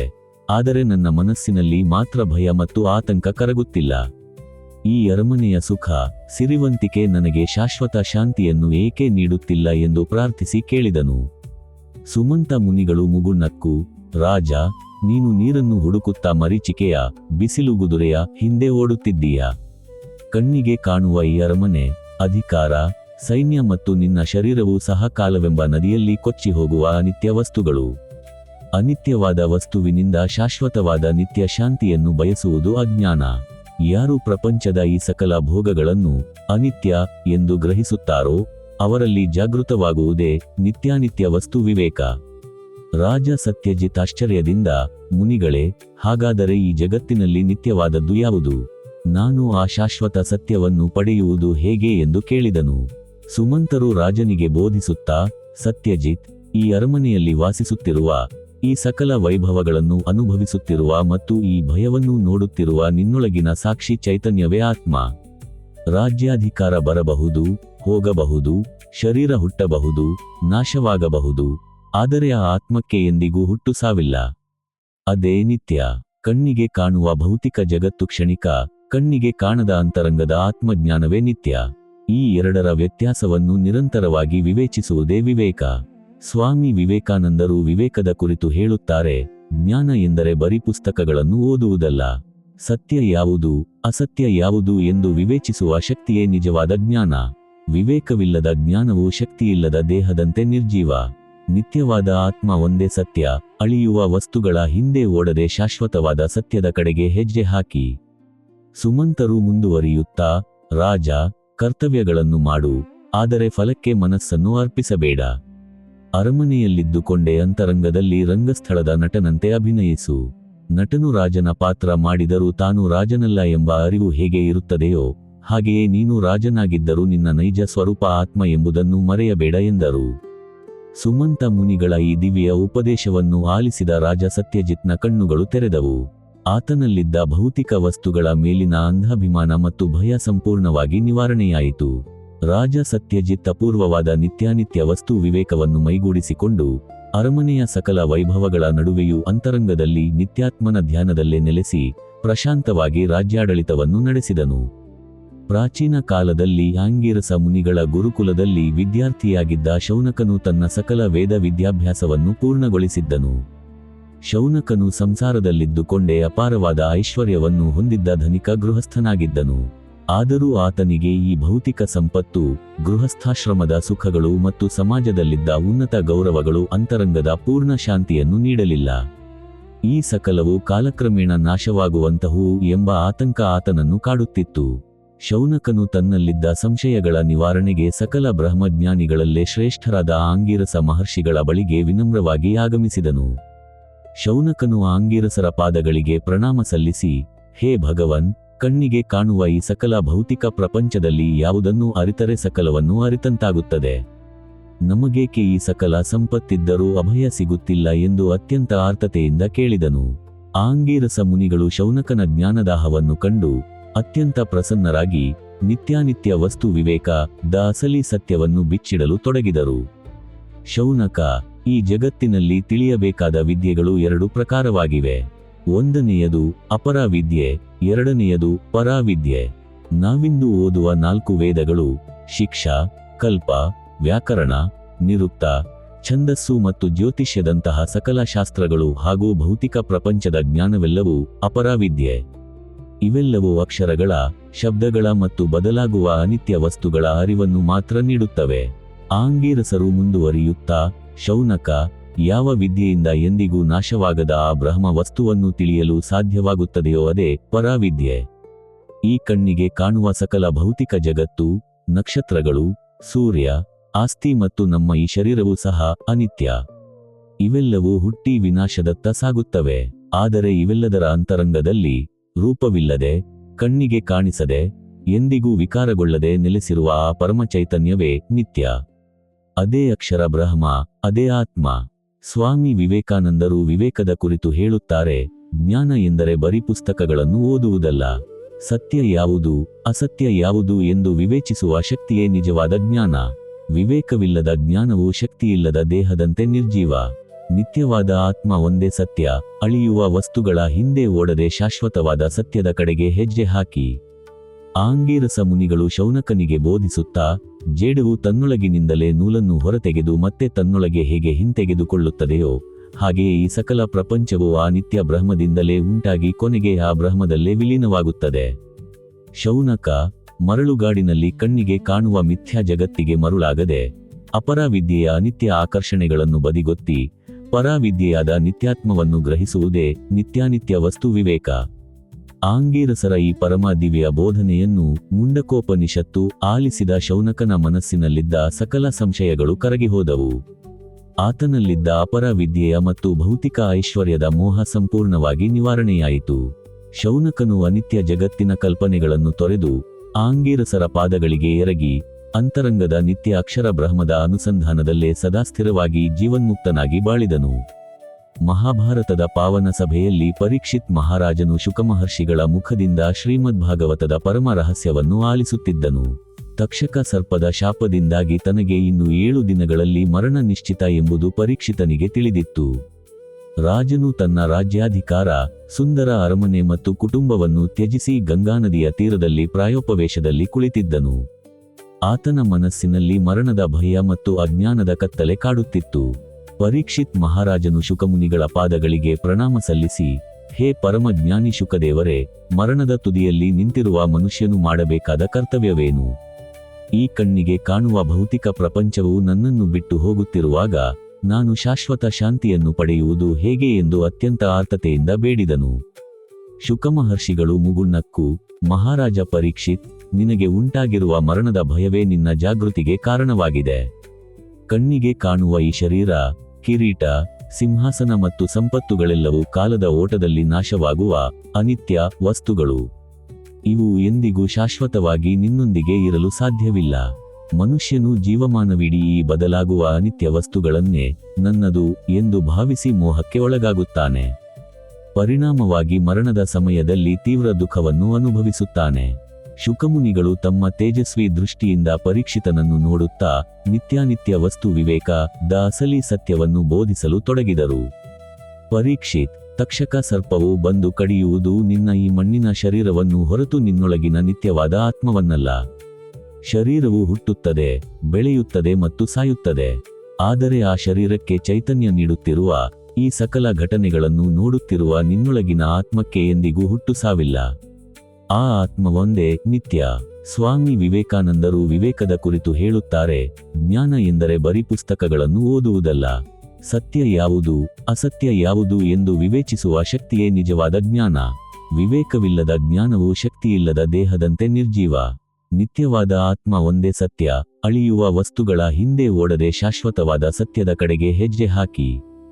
ಶುಕದೇವ ಮಹರ್ಷಿಗಳು ಮುಂದುವರಿಯುತ್ತಾ, ರಾಜ, ಸ್ವಪ್ನದಲ್ಲಿ ಕಾಣುವ ಸುಖ ದುಃಖಗಳು ಎಚ್ಚರಗೊಂಡಾಗ ಹೇಗೆ ಸುಳ್ಳಾಗುತ್ತವೆಯೋ ಹಾಗೆಯೇ ಈ ಬಾಹ್ಯ ಭೌತಿಕ ಜಗತ್ತು ಅಂತರಂಗದ ಜ್ಞಾನೋದಯವಾದಾಗ ಅನಿತ್ಯವೆಂದು ಅರಿವಾಗುತ್ತದೆ.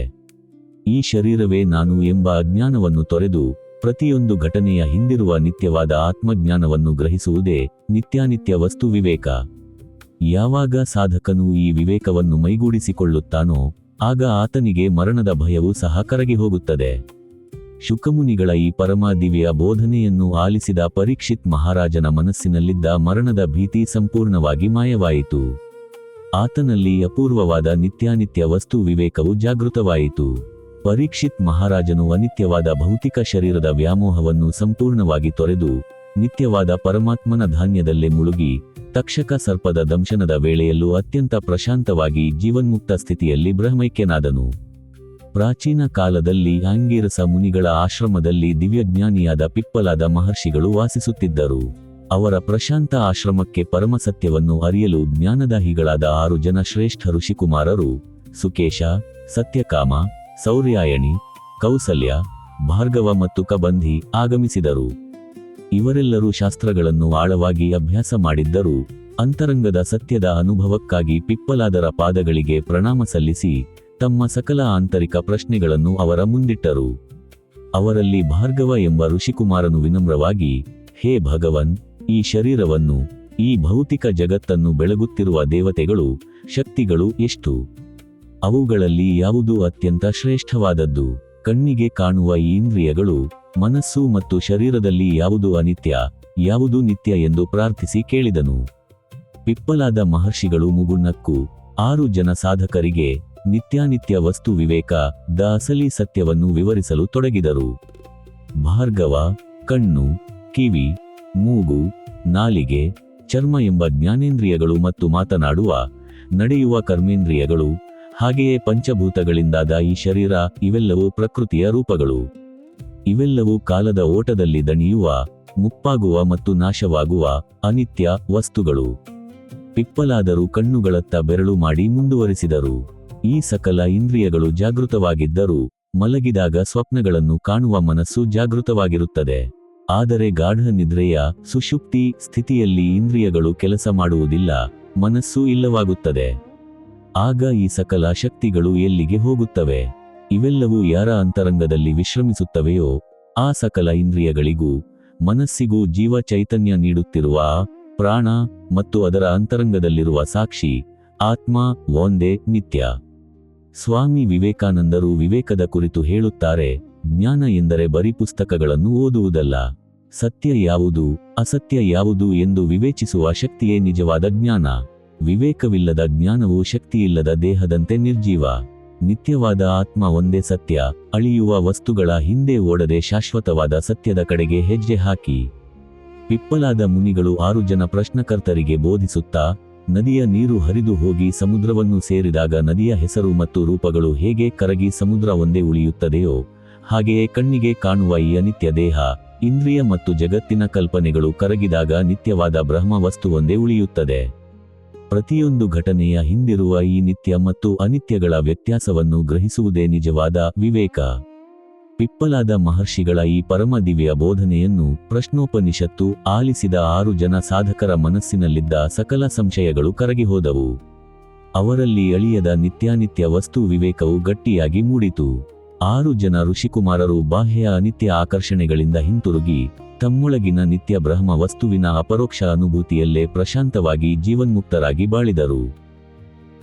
ಮಹಾಭಾರತದ ವನಪರ್ವದಲ್ಲಿ ಬರುವ ಯಕ್ಷಪ್ರಶ್ನೆಯ ಪ್ರಸಂಗವು ನಿತ್ಯಾನಿತ್ಯ ವಸ್ತು ವಿವೇಕದ ಗೂಢಾರ್ಥವನ್ನು ಜಗತ್ತಿಗೆ ಸಾರುವ ಅತ್ಯಂತ ಶ್ರೇಷ್ಠ ಘಟನೆಯಾಗಿದೆ. ಪಾಂಡವರು 12 ವರ್ಷಗಳ ವನವಾಸದಲ್ಲಿದ್ದಾಗ ದಿನವೊಂದರಲ್ಲಿ ದಟ್ಟವಾದ ಕಾಡಿನಲ್ಲಿ ಸಾಗುತ್ತಿದ್ದಾಗ ಅವರಿಗೆ ತೀವ್ರವಾದ ಬಾಯಾರಿಕೆಯಾಯಿತು. ಧರ್ಮರಾಜ ಯುಧಿಷ್ಠಿರನ ಆಜ್ಞೆಯಂತೆ ಪ್ರಥಮವಾಗಿ ನಕುಲನು ನೀರನ್ನು ಹುಡುಕುತ್ತಾ ದಾರಿಯಲ್ಲಿ ಸಾಗಿ ಪ್ರಶಾಂತವಾದ ಒಂದು ಸರೋವರವನ್ನು ಕಂಡುಕೊಂಡನು. ನಕುಲನು ನೀರನ್ನು ಕುಡಿಯಲು ಸರೋವರಕ್ಕೆ ಇಳಿಯುತ್ತಿದ್ದಂತೆ ಆಕಾಶದಿಂದ ಅಶರೀರವಾಣಿಯೊಂದು ಕೇಳಿಸಿತು. ಎಲೈ ಮನುಷ್ಯನೇ, ಈ ಸರೋವರವು ನನ್ನದು. ನನ್ನ ಪ್ರಶ್ನೆಗಳಿಗೆ ಉತ್ತರ ನೀಡದೆ ನೀರನ್ನು ಸ್ಪರ್ಶಿಸಿದರೆ ನೀನು ಮರಣ ಹೊಂದುವೆ.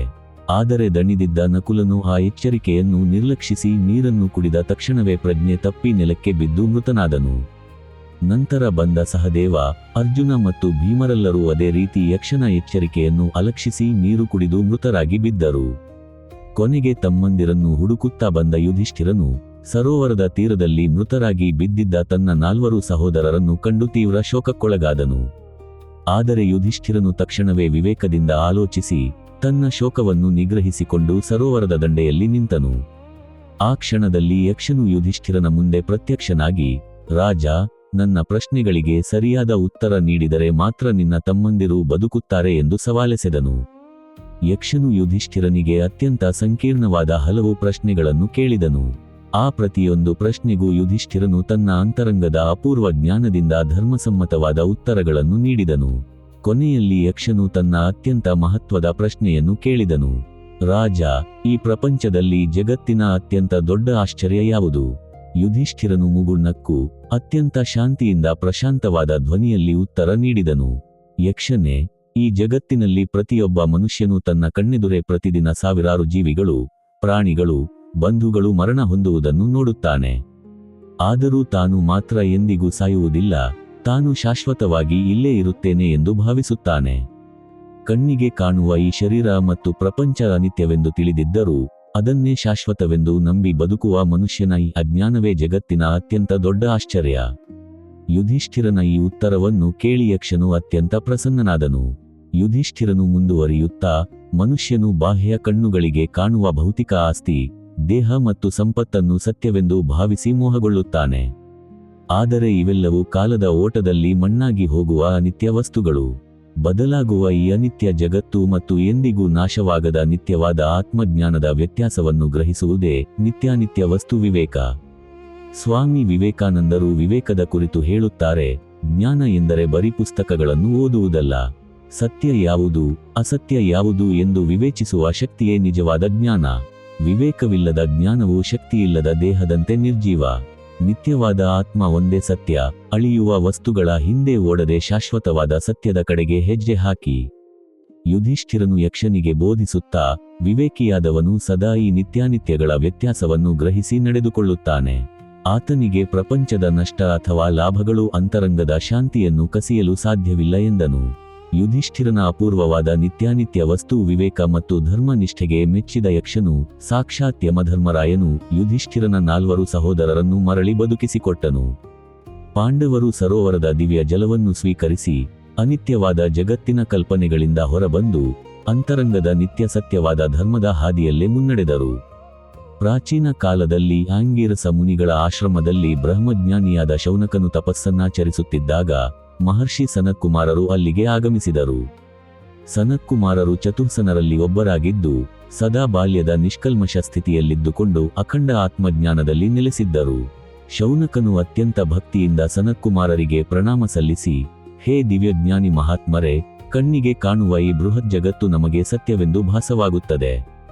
ಆದರೆ ಈ ಭೌತಿಕ ಪ್ರಪಂಚದ ಮೋಹದಿಂದ ಕಟುವಾದ ಸತ್ಯವನ್ನು ಅರಿಯುವುದು ಹೇಗೆ? ಮನುಷ್ಯನಿಗೆ ಶಾಶ್ವತ ಶಾಂತಿ ನೀಡುವ ಆ ವಸ್ತುವನ್ನು ಬೋಧಿಸಿ ಎಂದು ಬೇಡಿದನು. ಸನತ್ಕುಮಾರರು ಮುಗುಳ್ನಕ್ಕು ಶೌನಕನಿಗೆ ನಿತ್ಯಾನಿತ್ಯ ವಸ್ತು ವಿವೇಕದ ಅಸಲಿ ಸ್ವರೂಪವನ್ನು ಬಿಚ್ಚಿಡಲು ತೊಡಗಿದರು. ಶೌನಕ, ಮನುಷ್ಯನು ಸದಾ ಈ ಜಗತ್ತಿನಲ್ಲಿ ಅಲ್ಪ ವಾದ ವಸ್ತುಗಳನ್ನು ಹುಡುಕುತ್ತಾ ಓಡುತ್ತಾನೆ. ಯಾವುದು ಸಣ್ಣದೋ, ಸೀಮಿತವೋ, ಕಾಲ ದೇಶಗಳಿಗೆ ಒಳಪಟ್ಟಿದೆಯೋ ಅದನ್ನೇ ಅಲ್ಪ ಎನ್ನುತ್ತಾರೆ.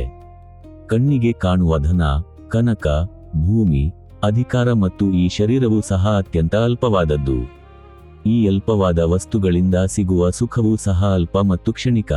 ಅಲ್ಪ ವಸ್ತುವಿನಲ್ಲಿ ಎಂದಿಗೂ ಶಾಶ್ವತ ಶಾಂತಿ ಸಿಗಲು ಸಾಧ್ಯವಿಲ್ಲ. ಶೌನಕನು ಆಶ್ಚರ್ಯದಿಂದ, ಮಹಾತ್ಮರೇ, ಹಾಗಾದರೆ ಶಾಶ್ವತವಾದ ಆನಂದ ಎಲ್ಲಿದೆ? ನಾವು ಅರಿಯಬೇಕಾದ ಆ ನಿತ್ಯ ವಸ್ತುವಾವುದು ಎಂದು ಕೇಳಿದನು. ಸನತ್ಕುಮಾರರು ಸಭೆಯಲ್ಲಿ ಪ್ರಶಾಂತವಾದ ಧ್ವನಿಯಲ್ಲಿ ಬೋಧಿಸುತ್ತಾ, ಶೌನಕ, ಯೋ ವೈ ಭೂಮಾ ತತ್ ಸುಖಂ ನಾಲ್ಪೇ ಸುಖಮಸ್ತಿ. ಯಾವುದು ಭೂಮವೋ ಅಂದರೆ ಯಾವುದು ಅನಂತವೋ, ಸೀಮಾತೀತವೋ, ಅಖಂಡವೋ ಅದರಲ್ಲಿ ಮಾತ್ರ ಶಾಶ್ವತ ಸುಖವಿದೆ. ಕಣ್ಣಿಗೆ ಕಾಣುವ ಭೌತಿಕ ಪ್ರಪಂಚ, ನಮ್ಮ ಇಂದ್ರಿಯಗಳ ಅನುಭವಗಳು ಮತ್ತು ಮನಸ್ಸಿನ ಕಲ್ಪನೆಗಳೆಲ್ಲವೂ ಕಾಲಕ್ರಮೇಣ ನಾಶವಾಗುವ ಅನಿತ್ಯ ವಸ್ತುಗಳು. ಆದರೆ ಇವೆಲ್ಲದರ ಅಂತರಂಗದಲ್ಲಿದ್ದು ಇವುಗಳನ್ನು ಬೆಳಗುತ್ತಿರುವ ಅನಂತವಾದ ಬ್ರಹ್ಮಜ್ಞಾನವೇ ನಿತ್ಯ. ಸ್ವಾಮಿ ವಿವೇಕಾನಂದರು ವಿವೇಕದ ಕುರಿತು ಹೇಳುತ್ತಾರೆ, ಜ್ಞಾನ ಎಂದರೆ ಬರೀ ಪುಸ್ತಕಗಳನ್ನು ಓದುವುದಲ್ಲ. ಸತ್ಯ ಯಾವುದು, ಅಸತ್ಯ ಯಾವುದು ಎಂದು ವಿವೇಚಿಸುವ ಶಕ್ತಿಯೇ ನಿಜವಾದ ಜ್ಞಾನ. ವಿವೇಕವಿಲ್ಲದ ಜ್ಞಾನವು ಶಕ್ತಿಯಿಲ್ಲದ ದೇಹದಂತೆ ನಿರ್ಜೀವ. ನಿತ್ಯವಾದ ಆತ್ಮ ಒಂದೇ ಸತ್ಯ, ಅಳಿಯುವ ವಸ್ತುಗಳ ಹಿಂದೆ ಓಡದೆ ಶಾಶ್ವತವಾದ ಸತ್ಯದ ಕಡೆಗೆ ಹೆಜ್ಜೆ ಹಾಕಿ. ಸನತ್ಕುಮಾರರು ಮುಂದುವರಿಯುತ್ತಾ, ಶೌನಕ, ಪ್ರತಿಯೊಬ್ಬ ಸಾಧಕನೂ ಅಲ್ಪವಾದ ಅನಿತ್ಯ ವಸ್ತುಗಳ ಮೇಲಿನ ವ್ಯಾಮೋಹವನ್ನು ತೊರೆದು ಭೂಮ ಎನಿಸಿಕೊಂಡ ನಿತ್ಯಾತ್ಮನ ಕಡೆಗೆ ಮನಸ್ಸನ್ನು ಹರಿಸಬೇಕು. ಮರಳುಗಾಡಿನಲ್ಲಿ ಕಾಣುವ ಮಿಥ್ಯಾ ಜಲದಂತೆ ಈ ಅನಿತ್ಯ ಜಗತ್ತು ಕಣ್ಣಿಗೆ ಸತ್ಯವಾಗಿ ಕಂಡರೂ ಅದಕ್ಕೆ ಅಂತರಂಗದ ಅಸ್ತಿತ್ವವಿಲ್ಲ. ನಿತ್ಯವಾದ ಪರಮಾತ್ಮ ಚೈತನ್ಯ ಒಂದೇ ನಿತ್ಯ ಸತ್ಯ ಎಂಬ ತಿಳಿವಳಿಕೆಯೇ ನಿಜವಾದ ವಿವೇಕ. ಸನತ್ಕುಮಾರರ ಈ ಪರಮ ದಿವ್ಯ ಬೋಧನೆಯನ್ನು ಆಲಿಸಿದ ಶೌನಕನ ಮನಸ್ಸಿನಲ್ಲಿದ್ದ ಅಲ್ಪವಾದ ಭೌತಿಕ ವಸ್ತುಗಳ ಮೇಲಿನ ವ್ಯಾಮೋಹ ಸಂಪೂರ್ಣವಾಗಿ ಕರಗಿಹೋಯಿತು. ಆತನಲ್ಲಿ ಅಖಂಡವಾದ ನಿತ್ಯಾನಿತ್ಯ ವಸ್ತು ವಿವೇಕವು ಗಟ್ಟಿಯಾಗಿ ಮೂಡಿತು. ಶೌನಕನು ಕಣ್ಣಿಗೆ ಕಾಣುವ ಅನಿತ್ಯ ಪ್ರಪಂಚದ ಮಿಥ್ಯಾ ಆಕರ್ಷಣೆಗಳಿಂದ ಹಿಂತಿರುಗಿ ತನ್ನೊಳಗಿನ ನಿತ್ಯ ಭೂಮಾ ಬ್ರಹ್ಮ ವಸ್ತುವಿನ ಅಪರೋಕ್ಷ ಅನುಭೂತಿಯಲ್ಲೇ ಪ್ರಶಾಂತವಾಗಿ ಜೀವನ್ಮುಕ್ತನಾಗಿ ಬಾಳಿದನು. ಪ್ರಾಚೀನ ಕಾಲದಲ್ಲಿ ಕಾಂಚೀಪುರದ ಸಮಾಜದಲ್ಲಿ ಧನಗುಪ್ತ ಎಂಬ ಅಪಾರ ಶ್ರೀಮಂತ ವರ್ತಕನೊಬ್ಬ ವಾಸಿಸುತ್ತಿದ್ದನು. ಆತನಿಗೆ ನಗರಿಡೀ ಹರಡಿದ್ದ ದೊಡ್ಡ ವ್ಯಾಪಾರ, ಬಂಗಾರ ಹಾಗೂ ಬೆಳ್ಳಿಯ ರಾಶಿಗಳು ಮತ್ತು ಸುಂದರ ಭವನಗಳಿದ್ದವು. ಆದರೆ ಆತನಿಗೆ ದಿನಕಳೆದಂತೆ ತನ್ನ ಸಂಪತ್ತು ಯಾರಾದರೂ ದೋಚಿಯಾರೋ ಅಥವಾ ತನ್ನ ವ್ಯಾಪಾರದಲ್ಲಿ ನಷ್ಟವಾದೀತೋ ಎಂಬ ಅತೀವ ಭಯ ಕಾಡುತ್ತಿತ್ತು. ಎಷ್ಟೇ ಧನ ಗಳಿಸಿದರೂ ಆತನಿಗೆ ರಾತ್ರಿ ಸರಿಯಾಗಿ ನಿದ್ರೆ ಬರುತ್ತಿರಲಿಲ್ಲ. ಅಂತರಂಗದಲ್ಲಿ ಶಾಂತಿಯಿಲ್ಲದೆ ಆತ ಸದಾ ತಪಿಸುತ್ತಿದ್ದನು. ಒಮ್ಮೆ ಕಾಂಚೀಪುರಕ್ಕೆ ಪರಮ ಜ್ಞಾನಿಯಾದ ದತ್ತಾತ್ರೇಯ ಸಂಪ್ರದಾಯದ ಯತಿಯೊಬ್ಬರು ಆಗಮಿಸಿದರು. ಧನಗುಪ್ತನು ಆ ಸನ್ಯಾಸಿಗಳ ಬಳಿಗೆ ತೆರಳಿ ಅವರ ಪಾದಗಳಿಗೆ ಎರಗಿ, ಹೇ ಮಹಾತ್ಮರೇ, ನನ್ನ ಬಳಿ ಸಕಲ ಸೌಕರ್ಯಗಳಿದ್ದರೂ ಮನಸ್ಸಿನಲ್ಲಿ ಶಾಂತಿಯಿಲ್ಲ. ನನ್ನ ಈ ಭಯ ಮತ್ತು ಆತಂಕವನ್ನು ನಿವಾರಿಸಿ ನನಗೆ ಅಭಯ ನೀಡುವ ದಾರಿಯನ್ನು ತೋರಿಸಿ ಎಂದು ಬೇಡಿದನು. ಜ್ಞಾನಿ ಯತಿಗಳು ಮುಗುಳ್ನಕ್ಕು, ವರ್ತಕನೇ, ನೀನು ಶಾಶ್ವತವಲ್ಲದ ವಸ್ತುಗಳಲ್ಲಿ ಶಾಶ್ವತ ಶಾಂತಿಯನ್ನು ಹುಡುಕುತ್ತಿದ್ದೀಯಾ? ಕಣ್ಣಿಗೆ ಕಾಣುವ ಈ ಬಂಗಾರ, ರತ್ನಗಳು, ವ್ಯಾಪಾರ ಮತ್ತು ನಿನ್ನ ಶರೀರವೂ ಸಹ ಕಾಲವೆಂಬ ಮಹಾನದಿಯಲ್ಲಿ ಕೊಚ್ಚಿ ಹೋಗುವ ಅನಿತ್ಯ ವಸ್ತುಗಳು. ಬದಲಾಗುವ ಅನಿತ್ಯ ವಸ್ತುವಿನಿಂದ ಅಳಿಯದ ಶಾಂತಿಯನ್ನು ಬಯಸುವುದು ಅಜ್ಞಾನ. ಯಾರು ಪ್ರಪಂಚದ ಈ ಸಕಲ ಸಂಪತ್ತನ್ನು ಅನಿತ್ಯ ಎಂದು ಗ್ರಹಿಸುತ್ತಾರೋ ಅವರಲ್ಲಿ ಜಾಗೃತವಾಗುವುದೇ ನಿತ್ಯಾನಿತ್ಯ ವಸ್ತು ವಿವೇಕ. ಧನಗುಪ್ತನು ಆಶ್ಚರ್ಯದಿಂದ, ಸ್ವಾಮಿ, ಹಾಗಾದರೆ ನಾನು ಸಂಪಾದಿಸಿದ ಈ ಧನವೆಲ್ಲವೂ ನಿರರ್ಥಕವೇ? ನಾನು ಪ್ರಪಂಚವನ್ನು ತೊರೆಯಬೇಕೇ ಎಂದು ಕೇಳಿದನು. ಯತಿಗಳು ಪ್ರಶಾಂತವಾಗಿ ನುಡಿದರು, ಧನವನ್ನು ಗಳಿಸುವುದು ತಪ್ಪಲ್ಲ, ಆದರೆ ಆ ಧನವೇ ನನ್ನ ಜೀವ, ಧನವೇ ನನ್ನ ಅಸ್ತಿತ್ವ ಎಂದು ನಂಬಿ ಅದಕ್ಕೆ ಮನಸ್ಸನ್ನು ಬಂಧಿಸುವುದು ತಪ್ಪು. ಈ ಸಂಪತ್ತು ನಿನ್ನ ಜೀವನದ ನಿರ್ವಹಣೆಗೆ ಸಿಕ್ಕಿರುವ ಒಂದು ಸಾಧನವಷ್ಟೇ ಹೊರತು ನಿನ್ನ ಶಾಶ್ವತ ಸ್ವರೂಪವಲ್ಲ. ಸಂಪತ್ತು ಬರಬಹುದು, ಹೋಗಬಹುದು, ಆದರೆ ನಿನ್ನೊಳಗಿನ ಸಾಕ್ಷಿ ಚೈತನ್ಯವಾದ ಆತ್ಮ ಎಂದಿಗೂ ನಷ್ಟವಾಗುವುದಿಲ್ಲ. ಆ ಆತ್ಮ ಒಂದೇ ನಿತ್ಯ. ಭೌತಿಕ ಜಗತ್ತು ಕ್ಷಣಿಕ, ಅಂತರಂಗದ ಜ್ಞಾನವೇ ಶಾಶ್ವತ. ಈ ಎರಡರ ವ್ಯತ್ಯಾಸವನ್ನು ಗ್ರಹಿಸುವುದೇ ನಿಜವಾದ ವಿವೇಕ. ಸ್ವಾಮಿ ವಿವೇಕಾನಂದರು ವಿವೇಕದ ಕುರಿತು ಹೇಳುತ್ತಾರೆ, ಜ್ಞಾನ ಎಂದರೆ ಬರೀ ಪುಸ್ತಕಗಳನ್ನು ಓದುವುದಲ್ಲ. ಸತ್ಯ ಯಾವುದು, ಅಸತ್ಯ ಯಾವುದು ಎಂದು ವಿವೇಚಿಸುವ ಶಕ್ತಿಯೇ ನಿಜವಾದ ಜ್ಞಾನ. ವಿವೇಕವಿಲ್ಲದ ಜ್ಞಾನವು ಶಕ್ತಿಯಿಲ್ಲದ ದೇಹದಂತೆ ನಿರ್ಜೀವ. ನಿತ್ಯವಾದ ಆತ್ಮ ಒಂದೇ ಸತ್ಯ. ಅಳಿಯುವ ವಸ್ತುಗಳ ಹಿಂದೆ ಓಡದೆ ಶಾಶ್ವತವಾದ ಸತ್ಯದ ಕಡೆಗೆ ಹೆಜ್ಜೆ ಹಾಕಿ. ಯತಿಗಳು ಮುಂದುವರಿಯುತ್ತಾ, ಧನಗುಪ್ತ, ನೀನು ವ್ಯಾಪಾರವನ್ನು ಮಾಡು, ಆದರೆ ಅಂತರಂಗದಲ್ಲಿ ಧನದ ಗರ್ವವಾಗಲಿ ಭಯವಾಗಲಿ ನಿನ್ನನ್ನು ಆಳಲು ಬಿಡಬೇಡ. ಪ್ರಪಂಚದ ಸಕಲ ಭೋಗಗಳು ಕನಸಿನಂತೆ ಅನಿತ್ಯವೆಂದು ತಿಳಿದು ಕರ್ತವ್ಯಗಳನ್ನು ಧರ್ಮದಿಂದ ನೆರವೇರಿಸು ಎಂದರು. ಯತಿಗಳ ಈ ಮಾತುಗಳನ್ನು ಆಲಿಸಿದ ಧನಗುಪ್ತನ ಮನಸ್ಸಿನಲ್ಲಿದ್ದ ಧನದ ಮೇಲಿನ ಮೋಹ ಮತ್ತು ಭಯ ಸಂಪೂರ್ಣವಾಗಿ ಕರಗಿಹೋದವು. ಆತನಲ್ಲಿ ಅಪೂರ್ವವಾದ ನಿತ್ಯಾನಿತ್ಯ ವಸ್ತು ವಿವೇಕವು ಜಾಗೃತವಾಯಿತು. ವರ್ತಕ ಧನಗುಪ್ತನು ಸಂಪತ್ತಿನ ಮೇಲಿನ ಅಂಧಾಭಿಮಾನವನ್ನು ತೊರೆದು ಅಂತರಂಗದಲ್ಲಿ ನಿತ್ಯವಾದ ಆತ್ಮಜ್ಞಾನದಲ್ಲಿ ನೆಲೆಸಿ ಪ್ರಶಾಂತವಾಗಿ ತನ್ನ ವ್ಯಾಪಾರ ಮತ್ತು ಸಮಾಜ ಸೇವೆಯನ್ನು ಮುಂದುವರಿಸಿದನು. ಪ್ರಾಚೀನ ಕಾಲದಲ್ಲಿ ಮಿಥಿಲಾ ನಗರದ ಹೊರವಲಯದ ದಟ್ಟವಾದ ಅರಣ್ಯದಲ್ಲಿ ಋಷಿ ಜಬಾಲಿ ಮತ್ತು ಆತನ ಪ್ರಿಯ ಶಿಷ್ಯ ಧ್ರುವ ವಾಸಿಸುತ್ತಿದ್ದರು. ಗುರು ಜಬಾಲಿಯವರು ಸದಾ ಅಂತರಂಗದ ಆತ್ಮಜ್ಞಾನದಲ್ಲೇ ಸ್ಥಿರವಾಗಿದ್ದರು.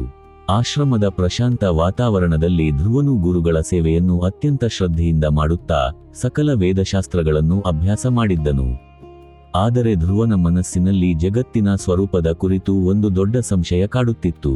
ಒಂದು ದಿನ ಬೆಳಗಿನ ಜಾವದಲ್ಲಿ ಧ್ರುವನು ಗುರುಗಳ ಬಳಿಗೆ ಬಂದು ವಿನಮ್ರವಾಗಿ ಪಾದಗಳಿಗೆ ನಮಸ್ಕರಿಸಿ, ಹೇ ಗುರುವರ್ಯರೇ, ನಾವಿಂದು ಕಣ್ಣಿನಿಂದ ನೋಡುವ ಈ ಜಗತ್ತು, ಸುಂದರ ಪ್ರಕೃತಿ, ನಮ್ಮ ಶರೀರ ಮತ್ತು ಧನಕನಕಗಳು ಅತ್ಯಂತ ಸತ್ಯವಾಗಿ ಕಾಣಿಸುತ್ತವೆ.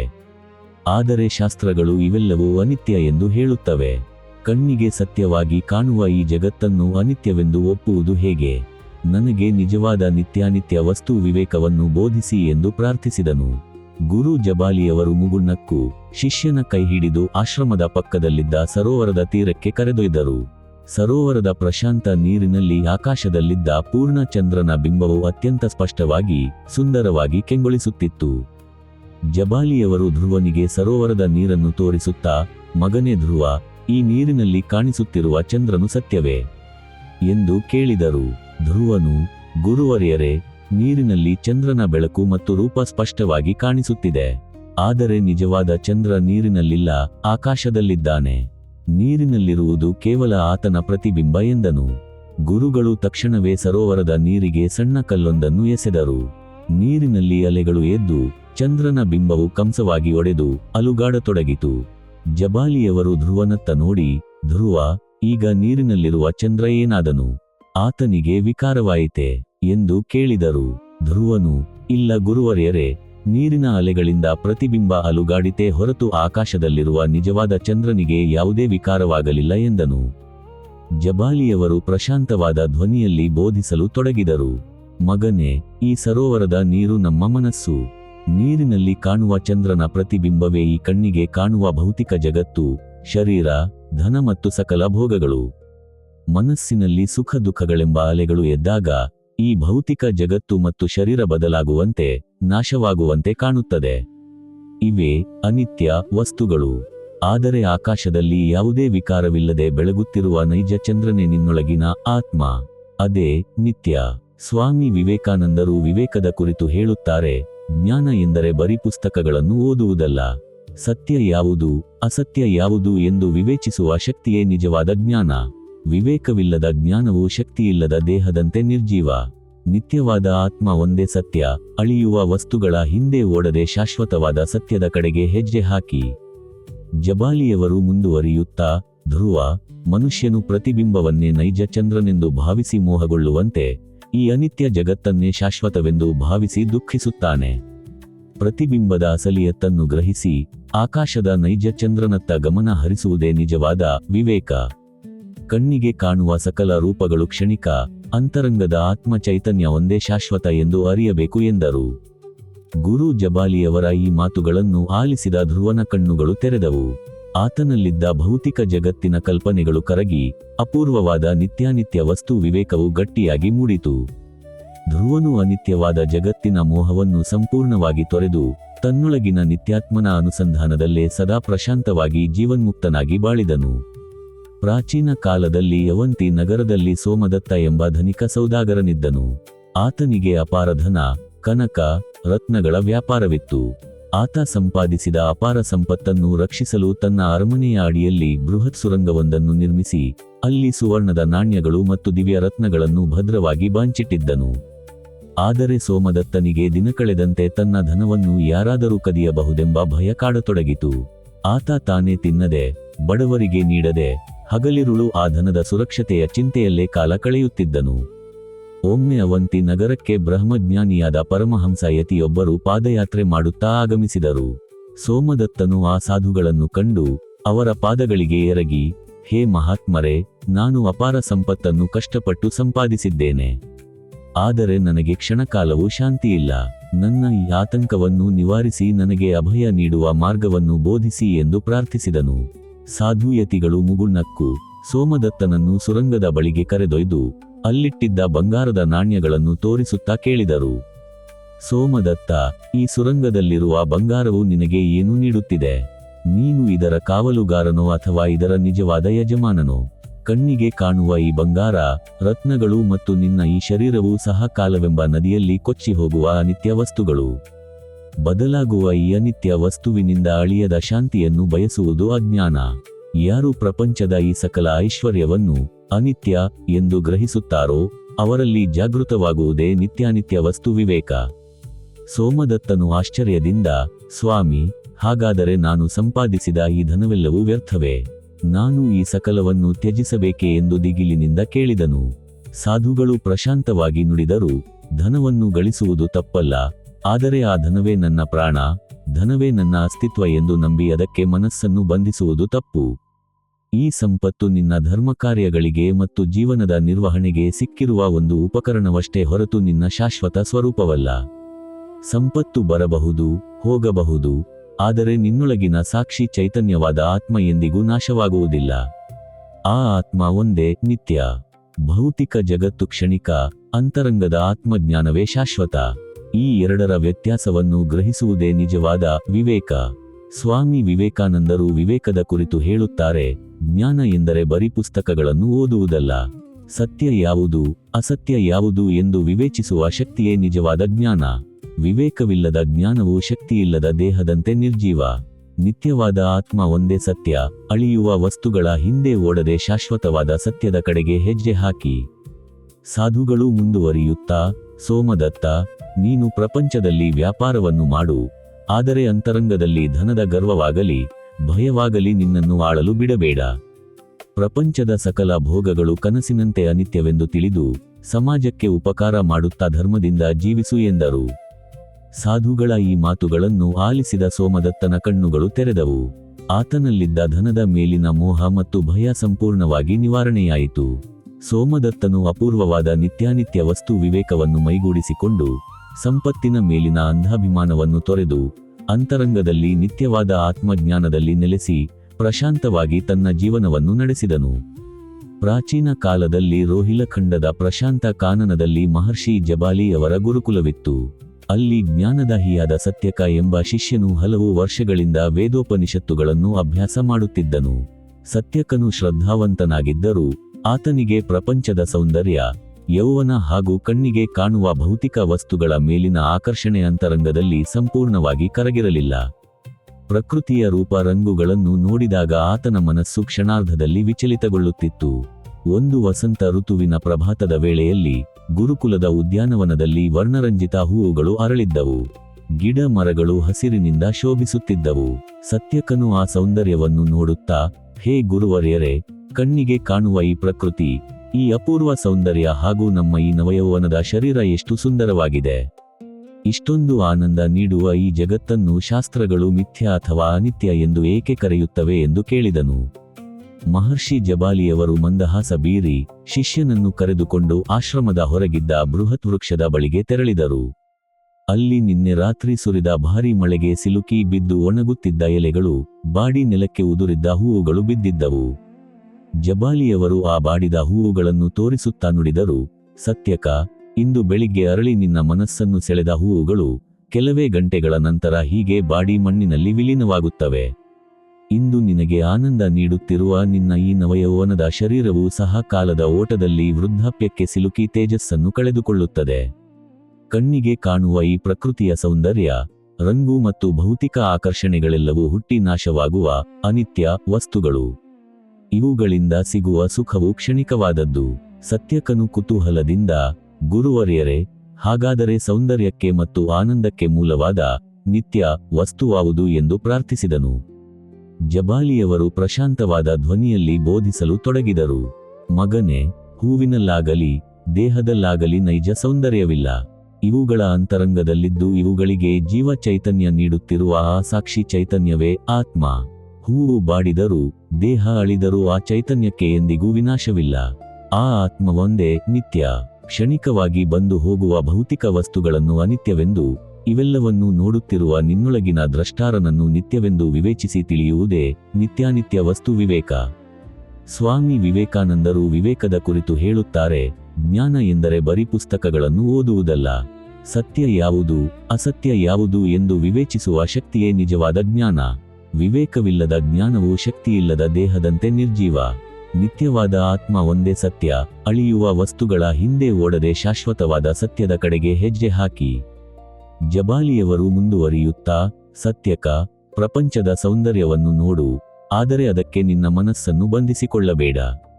ವಸ್ತುವಿನ ಹೊರಗಿನ ಆಕಾರಕ್ಕೆ ಮರುಳಾಗದೆ ಪ್ರತಿಯೊಂದರ ಅಂತರಂಗದಲ್ಲೂ ಬೆಳಗುತ್ತಿರುವ ನಿತ್ಯ ಆತ್ಮಜ್ಞಾನವನ್ನು ಗ್ರಹಿಸುವುದೇ ನಿಜವಾದ ವಿವೇಕ ಎಂದರು. ಗುರು ಜಬಾಲಿಯವರ ಈ ಮಾತುಗಳನ್ನು ಆಲಿಸಿದ ಸತ್ಯಕನ ಮನಸ್ಸಿನಲ್ಲಿದ್ದ ಭೌತಿಕ ಸೌಂದರ್ಯದ ಮೇಲಿನ ವ್ಯಾಮೋಹ ಸಂಪೂರ್ಣವಾಗಿ ನಿವಾರಣೆಯಾಯಿತು. ಆತನಲ್ಲಿ ದೃಢವಾದ ನಿತ್ಯಾನಿತ್ಯ ವಸ್ತು ವಿವೇಕವು ಮೂಡಿತು. ಸತ್ಯಕನು ಅನಿತ್ಯವಾದ ಜಗತ್ತಿನ ಕಲ್ಪನೆಗಳಿಂದ ಹೊರಬಂದು ಅಂತರಂಗದ ನಿತ್ಯ ಆತ್ಮಜ್ಞಾನದ ಧ್ಯಾನದಲ್ಲೇ ಸದಾ ಸ್ಥಿರವಾಗಿ ಜೀವನ್ಮುಕ್ತನಾಗಿ ಬಾಳಿದನು. ಪ್ರಾಚೀನ ಕಾಲದಲ್ಲಿ ಬ್ರಹ್ಮಾವರ್ತ ದೇಶದ ಪ್ರಶಾಂತ ಕಾನನದಲ್ಲಿ ಭೃಗು ಮಹರ್ಷಿಗಳ ಆಶ್ರಮವಿತ್ತು. ಅಲ್ಲಿ ಜ್ಞಾನದಾಹಿಯಾದ ವರುಣನ ಪುತ್ರ ಭೃಗುವು ಪರಮಜ್ಞಾನವನ್ನು ಅರಿಯಲು ತಂದೆಯಾದ ವರುಣದೇವನ ಬಳಿಗೆ ಆಗಮಿಸಿದನು. ಭೃಗುವು ತಂದೆಯ ಪಾದಗಳಿಗೆ ವಿನಮ್ರವಾಗಿ ನಮಸ್ಕರಿಸಿ, ಹೇ ಭಗವನ್, ಈ ಸೃಷ್ಟಿಗೆ ಮೂಲವಾದ ನಮಗೆ ಶಾಶ್ವತ ಶಾಂತಿಯನ್ನು ನೀಡುವ ಆ ಪರಮ ಬ್ರಹ್ಮ ವಸ್ತುವನ್ನು ನನಗೆ ಬೋಧಿಸಿ ಎಂದು ಪ್ರಾರ್ಥಿಸಿದನು. ವರುಣದೇವನು ಮುಗುನಕ್ಕು, ಮಗನೇ ಭೃಗು, ನೀನು ತಪಸ್ಸನ್ನು ಮಾಡು. ಅನ್ನ, ಶರೀರ, ಪ್ರಾಣ, ಮನಸ್ಸು, ವಿಜ್ಞಾನ ಮತ್ತು ಆನಂದಗಳ ಅಂತರಂಗದಲ್ಲಿರುವ ಸತ್ಯವನ್ನು ಹುಡುಕು ಎಂದು ಮಾರ್ಗದರ್ಶನ ನೀಡಿದನು. ಭೃಗುವು ತಪಸ್ಸಿನಲ್ಲಿ ಕುಳಿತು ಪ್ರಥಮವಾಗಿ ಕಣ್ಣಿಗೆ ಕಾಣುವ ಈ ಅನ್ನಮಯ ಶರೀರವೇ ಬ್ರಹ್ಮ ಎಂದು ಭಾವಿಸಿದನು. ಆದರೆ ಶರೀರವು ಹುಟ್ಟಿ ನಾಶವಾಗುವ ಅನಿತ್ಯ ವಸ್ತುವೆಂದು ಅರಿತು ಮತ್ತೆ ತಂದೆಯ ಬಳಿಗೆ ಬಂದನು. ವರುಣದೇವನು ಮತ್ತೆ ತಪಸ್ಸು ಮಾಡಲು ಸೂಚಿಸಿದಾಗ ಭೃಗುವು ಪ್ರಾಣ, ಮನಸ್ಸು ಮತ್ತು ಬುದ್ಧಿಗಳನ್ನು ಅನುಕ್ರಮವಾಗಿ ಆಲೋಚಿಸಿ ಇವೆಲ್ಲವೂ ಕ್ಷಣಿಕವಾಗಿ ಬದಲಾಗುವ ಅನಿತ್ಯ ತತ್ವಗಳು ಎಂದು ಗ್ರಹಿಸಿದನು. ಭೃಗುವು ಪುನಃ ತೀವ್ರ ತಪಸ್ಸನ್ನಾಚರಿಸಿ ಈ ಸಕಲ ಅನಿತ್ಯ ಉಪಾಧಿಗಳ ಅಂತರಂಗದಲ್ಲಿ ಇವುಗಳಿಗೆಲ್ಲ ಸಾಕ್ಷಿಯಾಗಿ ಎಂದಿಗೂ ನಾಶವಾಗದೆ ಬೆಳಗುತ್ತಿರುವ ಅಖಂಡ ಆನಂದಮಯ ಆತ್ಮ ವೇ ನಿತ್ಯ ಬ್ರಹ್ಮ ವಸ್ತುವೆಂದು ಅಪರೋಕ್ಷವಾಗಿ ಅನುಭವಿಸಿದನು. ವರುಣದೇವನು ಪ್ರಸನ್ನನಾಗಿ ನುಡಿದನು, ಮಗನೇ ಭೃಗು, ಅನ್ನ, ಪ್ರಾಣ, ಮನಸ್ಸುಗಳೆಂಬ ಭೌತಿಕ ರೂಪಗಳು ಅನಿತ್ಯ. ಅವುಗಳನ್ನು ದಾಟಿ ಅಂತರಂಗದ ನಿತ್ಯಾತ್ಮನನ್ನು ಗ್ರಹಿಸುವುದೇ ನಿತ್ಯಾನಿತ್ಯ ವಸ್ತು ವಿವೇಕ. ಯಾರು ಈ ವಿವೇಕದಲ್ಲಿ ಸ್ಥಿರವಾಗುತ್ತಾರೋ ಅವರು ಜೀವನ್ಮುಕ್ತರಾಗುತ್ತಾರೆ. ಸ್ವಾಮಿ ವಿವೇಕಾನಂದರು ವಿವೇಕದ ಕುರಿತು ಹೇಳುತ್ತಾರೆ, ಜ್ಞಾನ ಎಂದರೆ ಬರೀ ಪುಸ್ತಕಗಳನ್ನು ಓದುವುದಲ್ಲ. ಸತ್ಯ ಯಾವುದು ಅಸತ್ಯ ಯಾವುದು ಎಂದು ವಿವೇಚಿಸುವ ಶಕ್ತಿಯೇ ನಿಜವಾದ ಜ್ಞಾನ. ವಿವೇಕವಿಲ್ಲದ ಜ್ಞಾನವು ಶಕ್ತಿಯಿಲ್ಲದ ದೇಹದಂತೆ ನಿರ್ಜೀವ. ನಿತ್ಯವಾದ ಆತ್ಮ ಒಂದೇ ಸತ್ಯ. ಅಳಿಯುವ ವಸ್ತುಗಳ ಹಿಂದೆ ಓಡದೆ ಶಾಶ್ವತವಾದ ಸತ್ಯದ ಕಡೆಗೆ ಹೆಜ್ಜೆ ಹಾಕಿ. ವರುಣದೇವನ ಈ ದಿವ್ಯ ಬೋಧನೆಯನ್ನು ಅರಿತ ಭೃಗುವು ಅನಿತ್ಯವಾದ ಜಗತ್ತಿನ ಸಕಲ ವ್ಯಾಮೋಹಗಳಿಂದ ಮುಕ್ತನಾಗಿ ತನ್ನೊಳಗಿನ ನಿತ್ಯ ಬ್ರಹ್ಮ ವಸ್ತುವಿನ ದಿವ್ಯ ಅನುಭೂತಿಯಲ್ಲೇ ಸದಾ ಪ್ರಶಾಂತವಾಗಿ ಬಾಳಿದನು. ಮುಕ್ತಾಯ ಕನ್ಕ್ಲೂಷನ್. ಆಧ್ಯಾತ್ಮಿಕ ಸಾಧನೆಯ ಸಕಲ ಹಂತಗಳಿಗೂ ನಿತ್ಯಾನಿತ್ಯ ವಸ್ತು ವಿವೇಕವೇ ದಿವ್ಯ ಅಡಿಪಾಯ. ನಮ್ಮ ಜೀವನದ ಪ್ರಯಾಣದಲ್ಲಿ ವೈರಾಗ್ಯವು ಸಡಿಲಗೊಂಡಾಗ ಅಥವಾ ಮನಸ್ಸು ಚಂಚಲಗೊಂಡಾಗ ನಾವು ಮರಳಿ ಬಂದು ಗಟ್ಟಿಗೊಳಿಸಿಕೊಳ್ಳಬೇಕಾದ ಶಕ್ತಿಯೇ ಈ ವಿವೇಕ. ನಾವು ನೋಡಿದ ಈ 20 ಅಪೂರ್ವ ದೃಷ್ಟಾಂತ ಕಥೆಗಳು ಕಣ್ಣಿಗೆ ಕಾಣುವ ಈ ಭೌತಿಕ ಜಗತ್ತು, ಅಧಿಕಾರ, ಸಂಪತ್ತು ಮತ್ತು ಶರೀರಗಳು ಅನಿತ್ಯವೆಂಬ ಸತ್ಯವನ್ನು ನಮಗೆ ಕಣ್ಣಿಗೆ ಕಟ್ಟುವಂತೆ ತೋರಿಸಿಕೊಟ್ಟಿವೆ. ಪ್ರತಿಯೊಂದು ಘಟನೆಯ ಹಿಂದಿರುವ ಆ ಶಾಶ್ವತವಾದ ನಿತ್ಯ ಆತ್ಮತತ್ವವನ್ನು ಗುರುತಿಸಿ ಅನಿತ್ಯದ ವ್ಯಾಮೋಹಕ್ಕೆ ಒಳಗಾಗದೆ ಕರ್ತವ್ಯಗಳನ್ನು ಧರ್ಮದಿಂದ ನಿರ್ವಹಿಸುವುದೇ ನಿಜವಾದ ಜ್ಞಾನ. ಸ್ವಾಮಿ ವಿವೇಕಾನಂದರ ದಿವ್ಯ ವಿಚಾರಗಳ ಬೆಳಕಿನಲ್ಲಿ ಈ ವಿವೇಕವನ್ನು ಮೈಗೂಡಿಸಿಕೊಂಡು ಸಾಗಿದಾಗ ಮಾತ್ರ ಮನುಷ್ಯನಿಗೆ ಅಂತರಂಗದ ಶಾಶ್ವತ ಶಾಂತಿ ಮತ್ತು ಮುಕ್ತಿ ಸಿದ್ಧಿಸುತ್ತದೆ. ನಿತ್ಯಾನಿತ್ಯ ವಸ್ತು ವಿವೇಕ ದಿವ್ಯ ಫಲಶ್ರುತಿ ಚೆರ್ರಿ ಹೂವು. ಯ ಇದಂ ಶೃಣುಯಾನ್ ನಿತ್ಯಂ ಶ್ರದ್ಧೆಯ ಪರಯಾನ್ವಿತ ವಿವೇಕಸ್ತಸ್ಯ ಜಾಯೇತ ಶೋಕಮೋಹ ವಿನಾಶನ. ಯಾರು ಈ ದಿವ್ಯವಾದ ನಿತ್ಯಾನಿತ್ಯ ವಸ್ತು ವಿವೇಕದ ನಿದರ್ಶನ ಕಥೆಗಳನ್ನು ಪರಮಶ್ರದ್ಧೆ ಮತ್ತು ಭಕ್ತಿಯಿಂದ ಆಲಿಸುತ್ತಾರೋ ಅಥವಾ ಪಠಿಸುತ್ತಾರೋ ಅವರ ಅಂತರಂಗದಲ್ಲಿದ್ದ ಸಕಲ ಶೋಕ, ದುಃಖ ಮತ್ತು ಮರಣದ ಭಯಗಳು ಸಂಪೂರ್ಣವಾಗಿ ವಿನಾಶವಾಗುತ್ತವೆ. ಸಕಲ ಸಂಶಯ ನಿವಾರಣೆ. ಈ ಜ್ಞಾನವನ್ನು ಶ್ರವಣ ಮಾಡಿದವರಿಗೆ ಭೌತಿಕ ಜಗತ್ತಿನ ಕಲ್ಪನೆಗಳಿಂದ ಉಂಟಾಗುವ ಅಭದ್ರತೆ, ಆತಂಕ ಮತ್ತು ಅಂಧಾಭಿಮಾನಗಳು ಕರಗಿ ಹೋಗುತ್ತವೆ. ಆಂತರಿಕ ಶಾಂತಿ ಮತ್ತು ಅಭಯ. ಪ್ರಪಂಚದ ನಷ್ಟ ಲಾಭ, ಸುಖ ದುಃಖಗಳಿಗೆ ವಿಚಲಿತರಾಗದೆ ಕಮಲದ ಎಲೆಯ ಮೇಲಿನ ನೀರಿನಂತೆ ತಟಸ್ಥವಾಗಿ ಅಂತರಂಗದಲ್ಲಿ ಅಪಾರ ಶಾಂತಿ ಮತ್ತು ಧೈರ್ಯವನ್ನು ಪಡೆಯುತ್ತಾರೆ. ವಿವೇಕ ಜಾಗೃತಿ. ಅನಿತ್ಯವಾದ ಶರೀರ, ಸಂಪತ್ತು ಮತ್ತು ಅಧಿಕಾರದ ಮೇಲಿನ ವ್ಯಾಮೋಹ ಕಡಿಮೆಯಾಗಿ ಶಾಶ್ವತವಾದ ಆತ್ಮಜ್ಞಾನದ ದಾರಿಯಲ್ಲಿ ಹೆಜ್ಜೆ ಇಡುವ ದಿವ್ಯ ಪ್ರೇರಣೆ ಅವರಿಗೆ ಸಿದ್ಧಿಸುತ್ತದೆ. ಜೀವನ್ಮುಕ್ತಿ ಸಿದ್ಧಿ. ಸಂಸಾರ ಬಂಧನದಲ್ಲಿದ್ದುಕೊಂಡೇ ಪ್ರತಿಯೊಂದು ಕರ್ತವ್ಯವನ್ನು ಧರ್ಮದಿಂದ ನೆರವೇರಿಸುತ್ತಾ ಅಂತರಂಗದಲ್ಲಿ ಪರಮಾತ್ಮನ ದಿವ್ಯ ಸನ್ನಿಧಿಯಲ್ಲೇ ನೆಲೆಸಿ ಅಂತಿಮವಾಗಿ ಪರಮ ಮುಕ್ತಿಯನ್ನು ಪಡೆಯುತ್ತಾರೆ. ಇತಿ ಶ್ರೀ ನಿತ್ಯಾನಿತ್ಯ ವಸ್ತು ವಿವೇಕ ದಿವ್ಯ ಕಥಾಸರಣಿ ಸಂಪೂರ್ಣಂ. ಅಂತರಂಗದ ಜ್ಞಾನಜ್ಯೋತಿಯು ಪ್ರತಿಯೊಬ್ಬರ ಹೃದಯದಲ್ಲೂ ಸದಾ ಪ್ರಜ್ವಲಿಸುತ್ತಿರಲಿ.